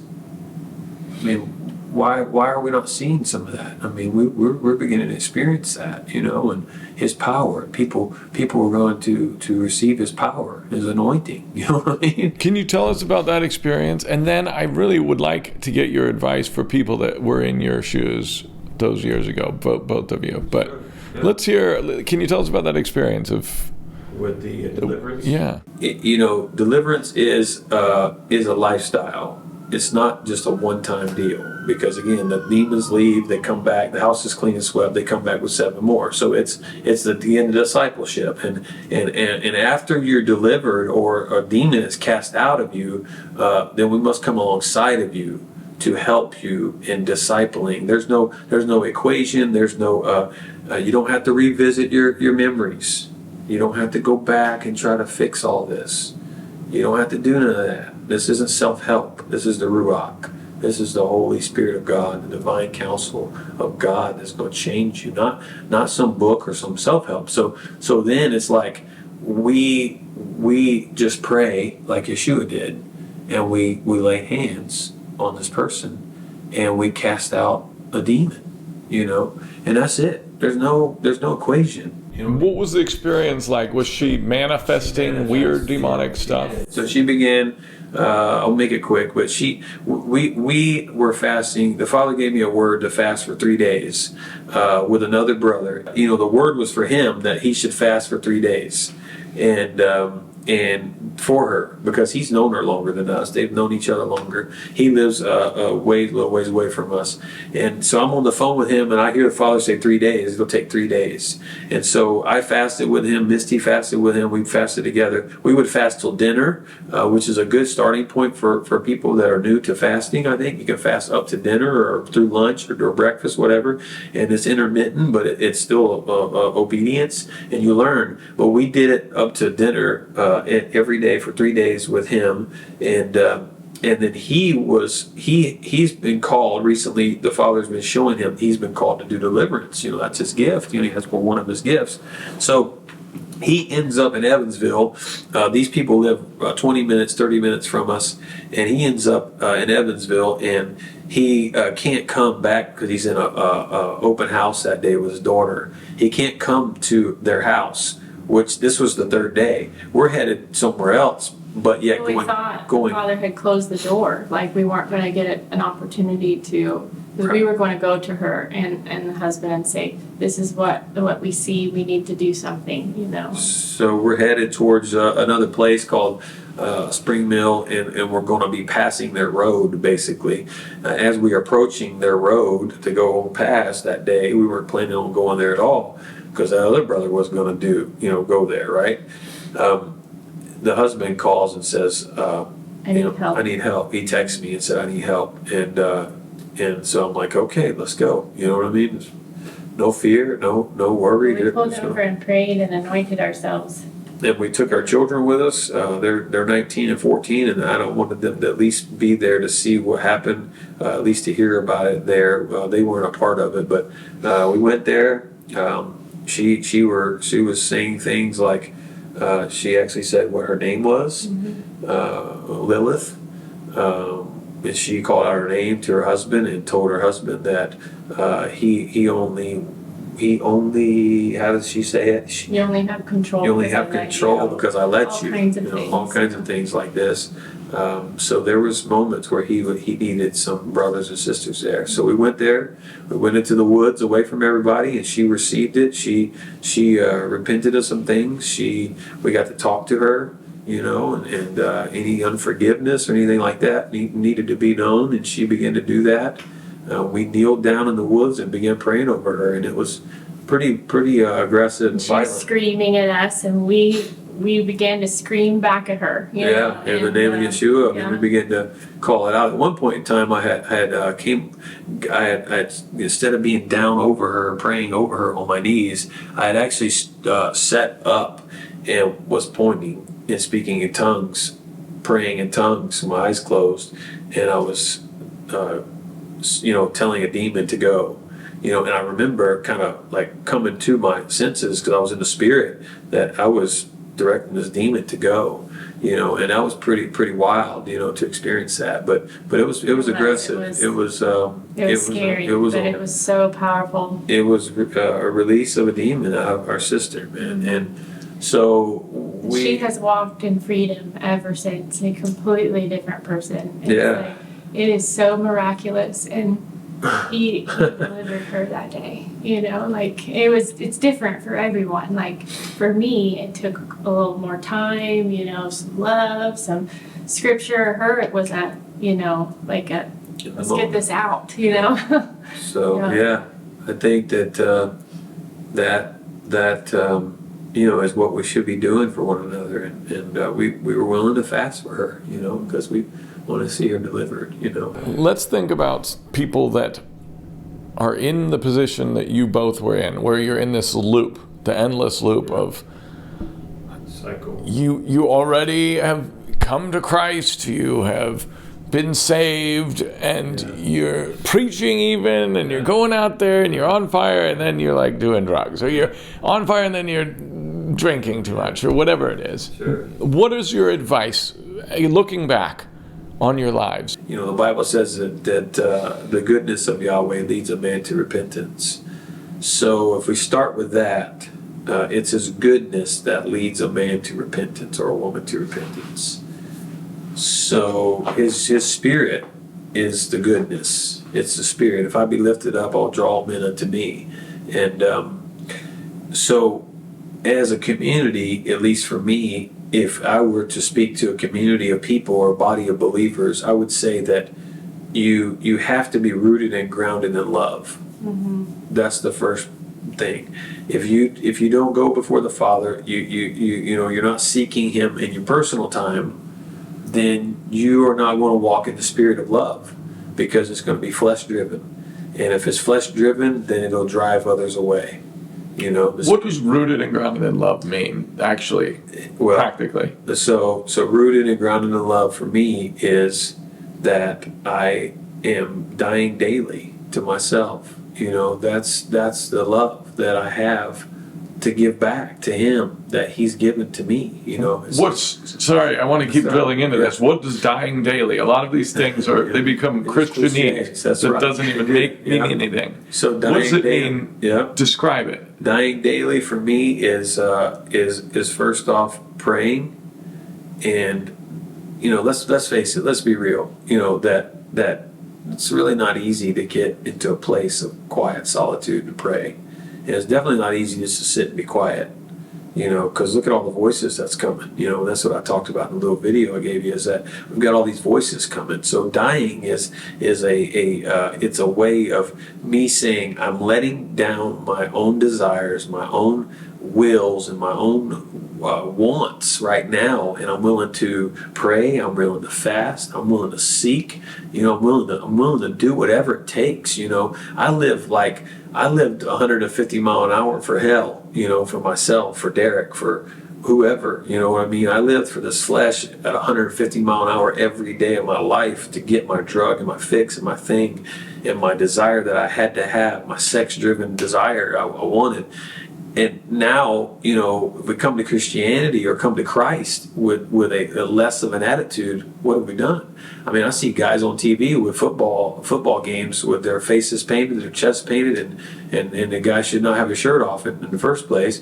But the enthusiasm, the excitement, the drive that we have in this flesh, we have to learn how to get to that in the spirit, and that's being rooted and grounded. Is whatever it takes for me to get there in the spirit. Now, it's a different game because my flesh is easy.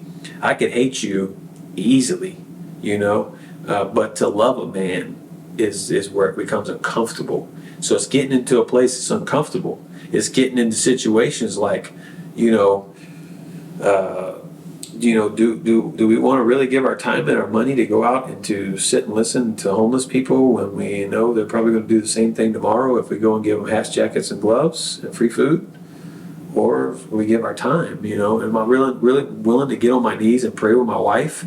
To most men, I would say that you probably aren't, because here's why I know that this is probably not the case, is because for me, I don't listen to a lot of outside things.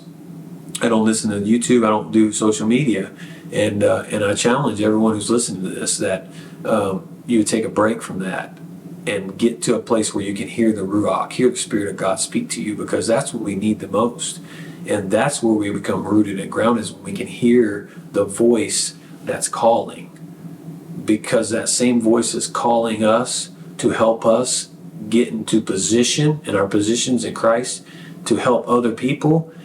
It's got to be able to be heard by other people. And the only way for it to be heard is for you to hear it first. You can't go out and tell people, here's the love of Christ if you don't have the love of Christ. Because what are you going to give them? You don't have it, and you can't have that love unless you get to a place where you're sacrificing your life. And that just means simply, I'm willing to pray, I'm willing to fast for my brothers and sisters, and I'm willing to give up some of my own desires and my own wants, And I think that line kind of becomes a tightrope, as we grow in maturity and we get closer and closer to the throne and to the Father, I think that just becomes a tighter walk. Not that we're under legalism or under a thumb, but we the old song, the lights of this world grow dim in the light of Christ, and that's it, man. And once we experience, I have to say that I have experienced His Spirit, and there's nothing like that. You know what I mean? There's no drug, there's no, but because the drugs and the desires of this world and all these things that are fleshly, the works of the flesh, are so tangible that we forget that so are the things of the Spirit, but they're not right there. They're not instant. They're not instantaneous. And we are people that's not willing to wait, And waiting on the Father, that's where you become broken. And when you become broken because you're waiting on the Father to speak to you, and David over and over again, he's like, where are you at? Where are you at? Your ears are not open to my cries. Where are you? Where are you? It's like, I'm beating on this door, but you're not coming. You're not coming to answer. What's going on here, man? Come on. Like, hear me, Father. You know what I mean? That is where we got to become obedient to that, to be willing to just do whatever it takes to hear Him and to walk in Him. And if we can do that, then people's lives will be changed. They'll receive the goodness of Yahweh, because the goodness comes out of that. The goodness comes out of that, rooted and grounded. And that's a lot, but I think it's simple in such a way that come to Christ as a child. Look at the childlike faith that children have. You have children, I have children, and it's like they believe all things, they're willing to bear all things, and they have this hope that's like, whew, you know what I mean? My little boy, when we were going through our crap, he sat in his room and cried, and I'll never forget him crying. He's like, don't leave, don't break up, Mommy, don't do this. It's like he believed that we were going to be okay. You know what I mean? And that's what love is, I'm willing to believe beyond a shadow of a doubt that even though you're a drug addict, man, if I'll pray and fast for you, you're going to come to the Messiah. That's real love, and that's a childlike faith, man. He believes all things. He hopes all things. He bears all things. He's willing to bear with you even when you're a mess. When I was a kid, my mom was an alcoholic. Whew. I still love her today, no matter what she did to me or didn't do to me. Or we were being sick and having food poisoning. My mom was out in the backyard partying with 150 Rangers or whatever they were. Men and women in the pool, and I got food poisoning, and no one's there. In that bed, she'd come in there and check on me, but where's my mom when I'm sick, But I, as a childlike faith says, I still love her, and I'm still willing to bear with her and hope for her And today I'm still praying for her to come to the Messiah. You know? And she's got to be broken to do that. You know? Because sometimes we just don't get it. You know what I mean? Unless something breaks. You guys have talked about and described basically each of your stories of reaching what I would call, or what the world calls, rock bottom, quote unquote, where you reach this point where it's like, oh, this is it's either make or break. Like 2013 for him, he's at the bottom of the barrel, and you realize, you hear from Yah, and he says, like, this is it, I can take you out, choose today, and you chose. You overdose, he sees this, you also have this moment of change, it seems like. Why do you think, and you even just said this about your mom, you said she needs to basically reach rock bottom. I'm paraphrasing. Yeah. Why do you think it is that we have to find that? Right. Do you have any insight on this? Why do we have to hit rock bottom to realize that there's no other way but to go turn to him? Yeah. If you have any thoughts on this. When things are good for people, like when they have good lives, they have cushy lives, they live in a suburban neighborhood, and they have cars and good jobs, and nothing ever happens to them. They go to church and everything's good. There's nothing there to make them really truly surrender.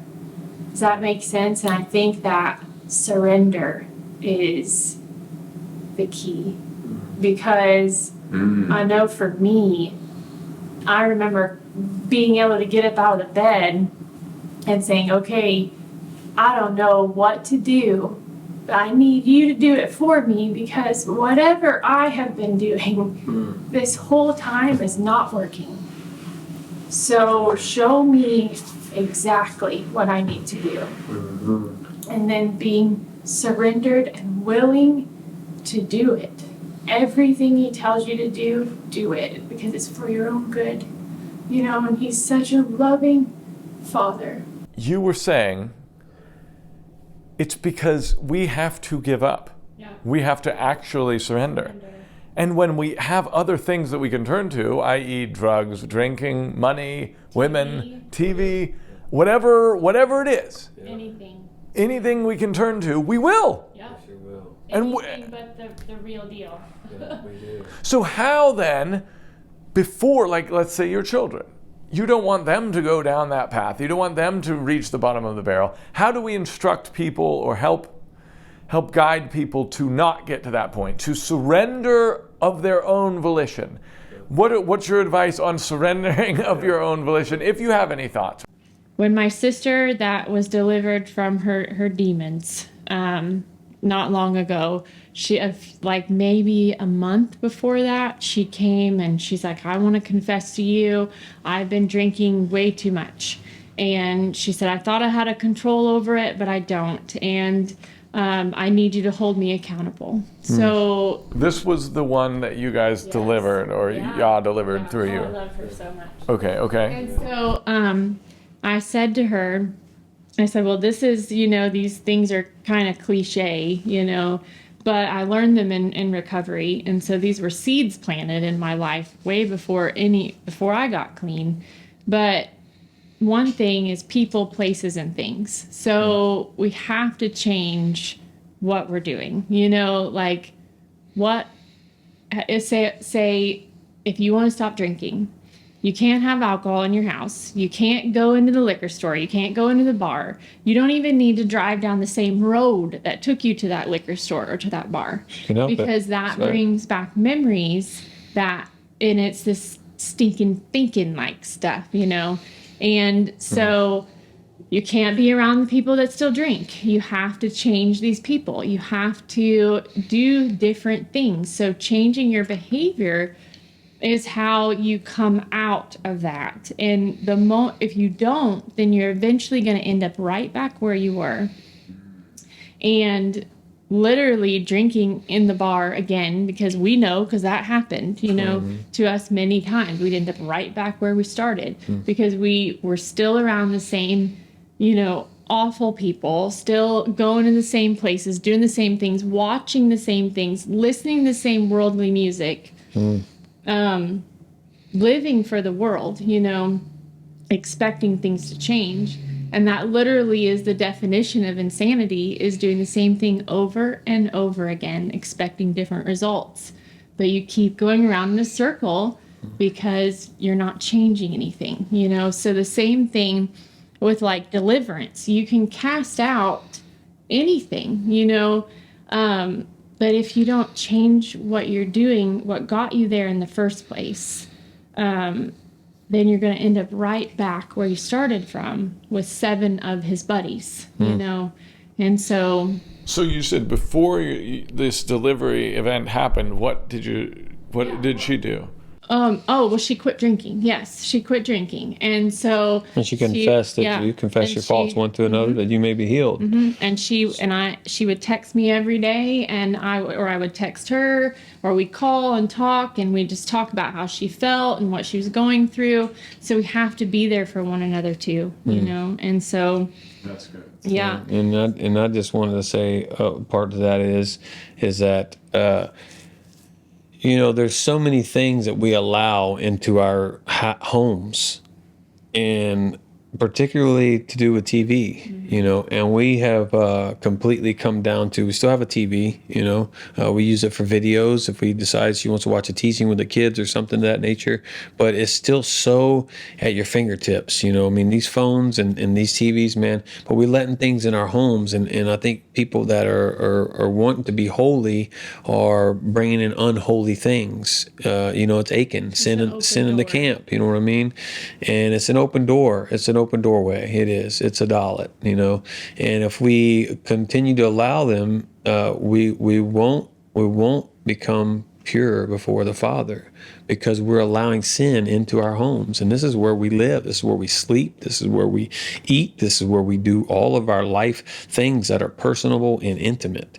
And if we allow these into our spaces, I mean, man, it sounds petty and small, but just little things that you bring in your home that might be something that's associated, movies, these movies that people are watching are like, come on, you know what I mean? We got to quit this, man, and the world sees it and they mock at it, and so at the same time, the enemy's mocking because you bring in something that's unholy into something that's holy, and the Bible says it can't be, it's unequally yoked, so out of the same mouth can't come blessing and cursing, so out of the same house can't come, holiness and unholiness, and that's important, So you're saying part of changing, part of defeating this stuff is literally cleaning your house of junk. For you had to get rid of like clutter, but it sounds like you're also recommending getting rid of movies that you shouldn't be watching, and even consumption, especially consumption on your smartphone and music. I mean, yeah. Let's trade phones, you know what I mean? That type of thing, right? If we can't trade phones as brothers, and another brother just shared that with me, and I'm like, you're right. If I can't hold your phone because you're afraid of what you're going to see, and without bashing or condemning or judging the world, judgment starts at the household of Yahweh. At the same time, it's like we have to be accountable to one another about this without being condemning, and love one another in it and say, hey brother, that's just probably not, and we can't err. Like you can't err. Like if I told you, brother, you have a dream catcher in your house hanging on your wall, your aunt bought it for you from the Bahamas, 15 years ago, and it's sentimental to you, right? And you've come to a place in maturity now where you're willing to listen to Derrick tell you, brother, your daughter's having night terrors. Well, I don't know. I see one thing right there. I see that, if you had a dream catcher on your wall, it's like she has one hanging over her bed or what, right? Just an example, right? Well, you got to be willing to receive that and say, out of love, I'm willing to take that before the Father, even if I think that's wrong. Like maybe Luke's wrong about that, telling me I shouldn't have this dream catcher, or like, my kids, whatever, right? If I can't take that before the Father, I'm out of line because I'm not in love. And then secondly, what if I agreed to that? My brother said, get that out of here. I'm not going to err if I agree. You can't err in saying, strip it all down. It doesn't matter. You know what I mean? It's like, what are you losing? You're losing a silly thing on your wall. One thing my 19-year-old can't Forget is that he wanted a bedroom before we bought our first home, which is the home where we live now. He wanted a bedroom. And so he said, I just want a bed. I said, anything we can pray for. What can we pray for, son? And I sat in this old blue chair. Yeah, old blue chair, like yeah. And prayed night after night with him that, Father, you just provide a home that we could have our own, Christopher could have his own bedroom. He's 19. And every time that he has ever deviated or strayed from the word in his walk with girlfriends and different things, and even today, I can look at him and I say, you cannot deny the truth that you sat with me and prayed for your bedroom, and look at what God gave you. And it's undeniable. And see, when it becomes undeniable, you don't have to reach rock bottom, because you know that you know that you know in your spirit that God has done something to you or for you in your life that's irrevocable and irrefutable. And that's what I think needs to take place, you know. In kids' lives, they need to start with children, you know what I mean? And showing them how to walk this life instead of just talking about it. You know, we have the cliches, we've got the Bible verses on the walls, you know. We just forget about spending time doing all those things and all these ministry things that we think we can do and accumulate in our lives. And then we can declutter our lives and we can just live lives that are Torah driven through Yeshua, and our kids will follow, you know. They did it in the biblical days. They followed them, you know. And then the children of Israel, you know, you see them go back and forth, you know what I mean? And I think some of that rebellion comes from living in bondage for so long, you know, and I think that's where that comes from. So if you have people living in bondage for so long, even Christianity, the bondage that we have, I mean, all these religions, it's bondage.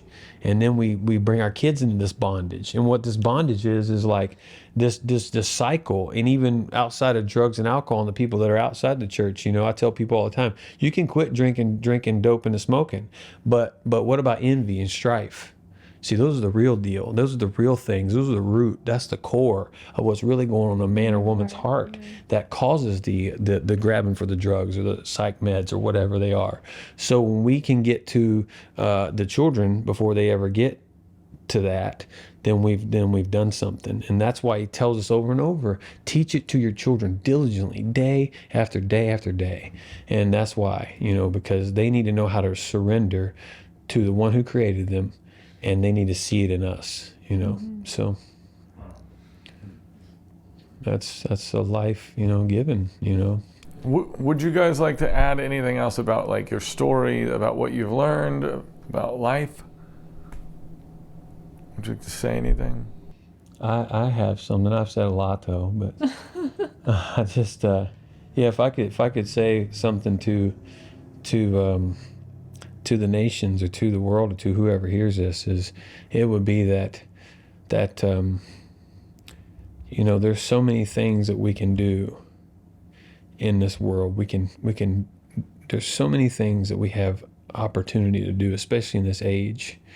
But again, if we don't hear the voice of the Messiah and we don't seek him daily, we have done nothing. And love. And that's what, you know, that's what fosters love, you know, is that we've done nothing, you know, we can do. And that's again about the ministry thing, is like not bashing the church by any means, but we've got so caught up in all this stuff that we're doing in these buildings, and we got to pay for them, and these ministries we're doing, and ministry's great and it's good and all that, but I think there's a lack of longevity, you know, in like discipleship.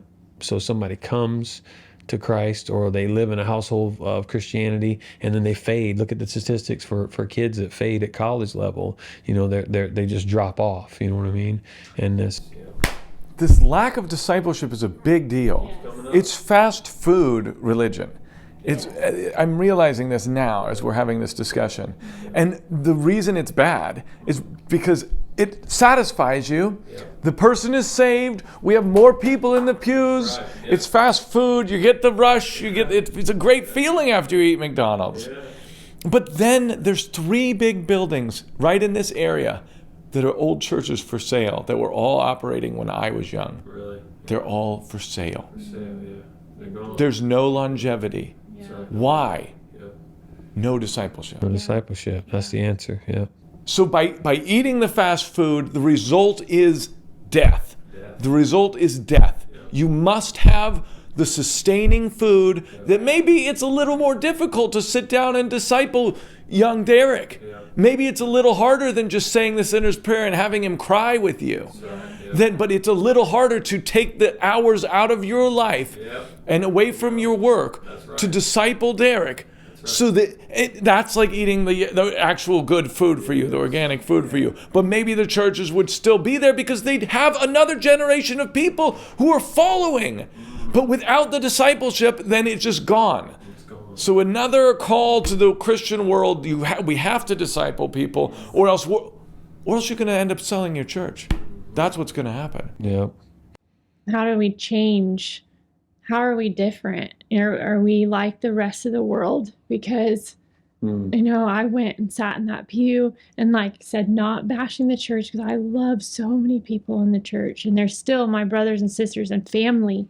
But I was on the praise team in the choir. I did all this stuff, but I didn't change my ways. I didn't know I was supposed to. I could just be saved and continue to walk out my life exactly the way I did before. And that doesn't make any sense, It doesn't change anything. And so when we begin to actually know this is how we're supposed to change, how do we become holy? How do we become righteous?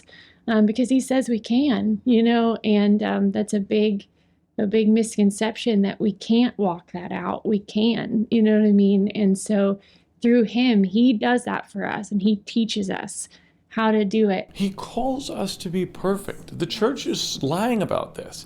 They say, I hear pastors up on the pew, I'm a sinner of sin every day. But he calls it, yes, we're all sinners, obviously. David says he was conceived in sin. We're born with that. And we sin. And we've heard about this from me, you, all of us. But he calls us to be perfect as he is perfect. Be holy as I am holy, he says. Do we forget about that? It's this is a big deal.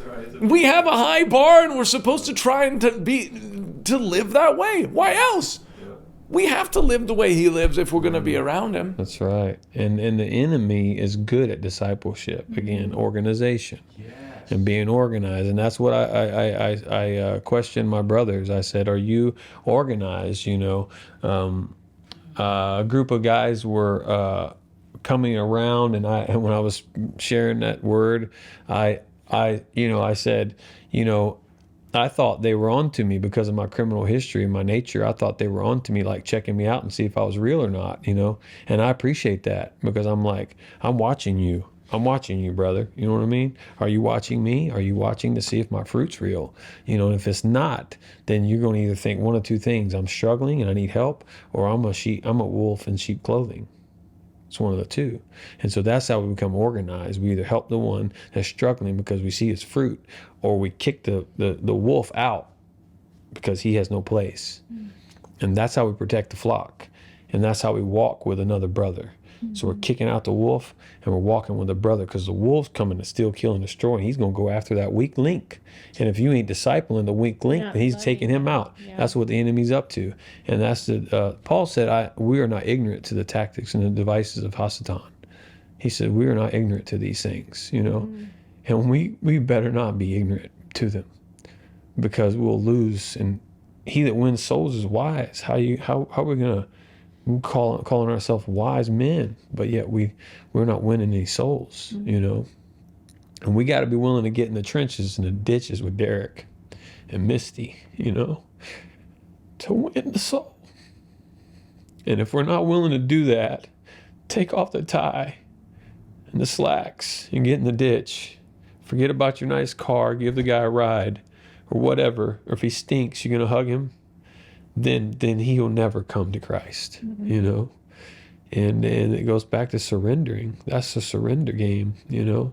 I'm willing to surrender my own ambitions and my own integrity, really, pretty much, to get in the ditch with Derrick, you know?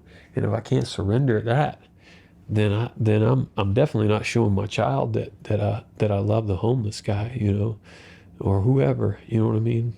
Yeah. So I don't want to maybe switch gears for a second, because I have some questions for you about the group you run. I mean, you host a Shabbat group now. Yes, Can you talk about this?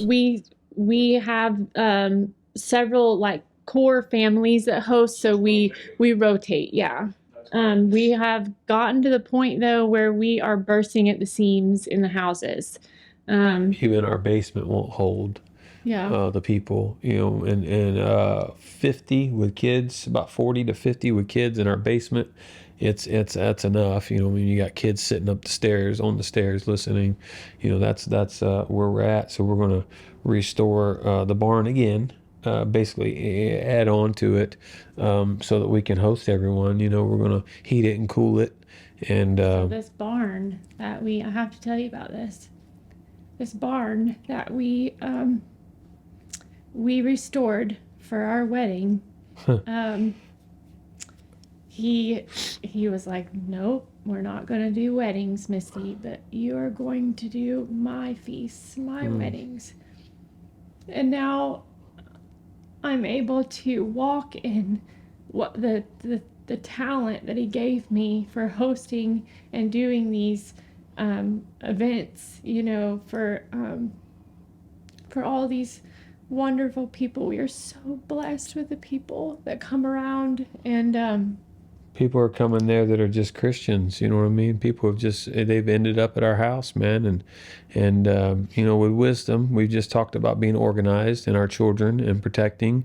There's been communities that have had that have fallen subject to wolves, and we will not. We will be organized, and we will do His word, and we will be obedient to doing what's right and for our children, and for those that are there that need to be protected. You know, so that's important, and so we don't want people in our house. So we want to keep everyone out, you know, outside into the barn, and there's some ground rules, you know, that we got to follow. You know what I mean? I mean, we're talking over 100 people, and plus if it keeps growing, and you know, you can't watch everyone, but the Father can. When a group grows the size, you start realizing why people built churches. Hey, there are 3 for sale here, man. I'm sure there are around you too. Yeah. Oh yeah. There's over 300 churches in Bedford. Yeah. Over 300 I think churches. there's over 400 actually. Wow. But yeah, so I'm able to decorate these big, beautiful parties, you know, and For the feast. yes, Sukkot is my favorite to decorate because I can use all the fall colors, and it's just beautiful. It really is. People that come and they sitting there with those people, it was like, this is the kingdom. And I was thinking that, you know, this is the kingdom, man. I mean, right now, look, I mean, even right here in this moment, this is the kingdom, because the Bible says that we're seated at the right. He just gave me this word too, and I've always read this, you know, but it's like we're seated at the right hand of the Most High in Christ. Now that should change us. You know what I mean? If we talking about be holy, for I am holy. I mean, we're at the right hand of the Most High. That's where we're seated. That's where we are spiritually. I mean, we haven't arrived there, but that's where we are. And if we're there and we're supposed to live in accordance to that, that changes things, man. That changes how we drive. I mean, you know, that changes everything. That changes how everything goes from here on. And why? It's because we've been made ambassadors, and we are accountable for the actions that we make. Because seated at the right hand of the Most High, He knows what He gave for me and you. And for the rest of us, He knows what He gave. We think we know what He gave, but He gave His only begotten. He gave the one out of Him, his son, his only. And that's worth, man, thinking on and saying, it's got to be different from here on, man. You know, from discipleship to teaching the children to how we manage ourselves to how we run this. I mean, we've been gifted with the word, the living word of God and in Torah. This is like something totally new to a lot of people. And they're like, well, what is all this stuff? Well, now it's like, here, you want the gem of the word, you want it, you know, it's not that we found something new, it's always been. You know what I mean? Moses at the foot of the mountain, you know what I mean? Moses on the backside of the mountain. I call him backside of the mountain Moses. You know, he walked there for 40 years doing the same thing over and over and over again. He was faithful in what he was given to do. And us, we have to be faithful in what we're given to do. And that's why he's seen the burning bush, you know? Because he was faithful. He that is faithful in little shall be given much, you know? And that's where we got to start with our children in our discipleship. They're just little children. They're little. And we got to be faithful there, you know? And then we can be given much. And man, it's just powerful. But sitting in the, you know what I mean? Like the joy, man, that we get. And it's like, we'll walk away from this going, you know, and I hope people see this, man, and say, wow, you know, the joy that those people have. I mean, look at Luke, you know, he's over there just like willing to sit with people and be like, this is exciting. You know what I mean? I can see the excitement you have just to hear what people are saying about your king. You know what I mean? And that is just, that's what he is rejoicing over that. You know what I mean? You giving your time today for us, man, and he sees you, you know what I mean? And he rejoices over that, the way you want to see people changed by the gospel, you know? And man, he's a loving father, and he sure does rejoice over that, brother, you know? Yeah.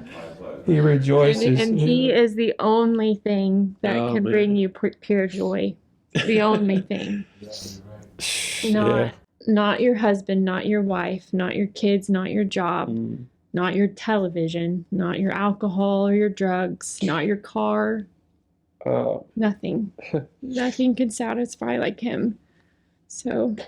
And that's why they were addicted. You know, they seen people's life. They're addicted to the gospel. You know, I told you, I think on the phone or something, that's why I know people, I know what addiction is like, and to be addicted to the gospel and people's lives to be changed. It's like you become addicted to that, you know, and you'll do whatever it takes to see somebody change, you know. Addicted to the gospel. Yes. That's a good addiction. Well, Derrick, Misty, thank you for taking the time to be with me and talk to me today. Is there anything else you want to add? I have no more questions for you at this point. I don't think so. No, we're just thankful and grateful for our sons and that they've put up with us and they've listened to us and they've been through it with us, you know. So I want to thank them and thank the Father for keeping their hearts, you know, and minds. They've been restored unto the kingdom. And if they listen to this, you know, I've apologized to them, but I just say it again that I'm sorry. And at the same time, I'm glad that they were able to come to the other side of this and see this. Because many children have lost their fathers and their mothers to addictions and to not surrendering, you know, but he had mercy on me and on Misty to cause us to surrender. And that's a daily process, you know. It's not over, you know. The Bible says that those that will endure to the end will be saved. And so whoever hears this, man, they must know that you must endure to the end. You know, that's the fight of faith that the Hall of Fame or the Bible talks about, that faith. Those men, you know, stopped the mouth of lions, and they brought the walls of Jericho down, but it was by faith that they did it. And we must fight this fight of faith so that others will, you know. So, yeah. I guess I do have one more question. I'm sorry. But you were addicted to many different things. Do you have advice for people who are currently addicted to drinking, whatever, drugs? Or was it? It sounded like yours was delivery. You were delivered of those things spiritually, like miraculously. What about you, Derrick? I mean, my advice to anyone is first I'll give the advice to the one, because so many people, like I heard Nathan Harmon, and so many people reaching out to him for their daughters or their dad or their husband, you know, and my advice would be to those people is that, you know, when the bull is headstrong and going for it all, and the bull is the addicted person, you know, there's no stopping that person. You can't stop that person. No one could stop me. The only person that could stop me was him. And it goes back to great grandmother praying. You know, we got to pray and we got to fast and we got to seek for the Father to stop them, because that's the only person that's going to stop anyone that's headstrong or addicted to anything, and even addicted to life. You know, the lust of the eyes, the pride of life, the lust of the flesh. Those three, that sums it all up. And again, whether prominent or homeless, it doesn't matter. You know, whether their status is in life, the person that sees that happening is the person that must sacrifice. If they know Yahweh, they must sacrifice for that other person. That's giving their life for that other person. And that's through fasting and prayer and calling upon the name of Yahweh to deliver. And I always pray, when people ask me to pray for their loved ones that are going through addictions, I ask, Father, snatch the sheet of provision right out from under them. Bring them down. Break them. Break the bread, Father, that they may give thanks. You know, break them, because without brokenness, and once you get addicted or you get into a lifestyle of that, you cannot, you will not, 99% of the time, you will not come unless you're broken. It's there, you know.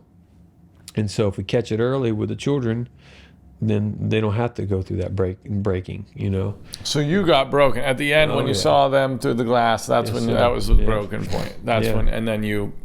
I think I was being bent the whole time, you know, and then all of a sudden, you know, it's like. So you're saying that if someone notices this happening to someone else, like let's say it's my friend or it's your friend, that person is responsible for praying and fasting for them. It is. It talks about that in the Bible, and that's the discipleship behind the scenes. There's no reward out here in the streets for you praying for me in your closet.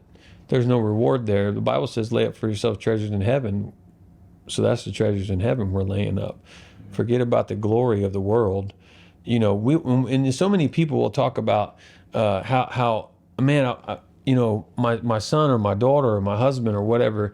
And if you're out there praying right now, man, I encourage you to keep praying and keep pressing and keep fasting, keep seeking, keep on praying. The Father will hear your prayer, you know, and if you're being obedient to him and you're praying for your husband that isn't come to Christ yet, the Father's going to hear you. The Father will hear you, because his word says he'll hear you, and he cannot lie. And he will not go back on his word. So keep praying, keep fasting. 7 years I prayed for her. Father, show her the truth. It's not the microwave. It's not McDonald's. You know, it's oppressing, man, and it'll press you too. It'll mold you if you keep fasting and praying for that person. And so many people will say, I'll fast, I'm going to pray for them, I'm going to pray for them, but are we really praying for them? Because I find it very, very difficult to carve out time, I mean like knife carving, out time to pray. And if we're all being honest here, that's what's really going on. You know what I mean? Yeah, you're right. That's it, you know.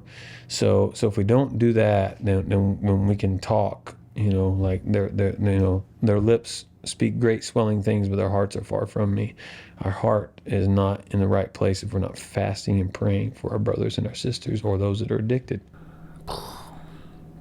Well, you both have a very powerful testimony and powerful life story. Thank you for sharing it with us. Thank you. You said that 3 times now, Luke. Did I?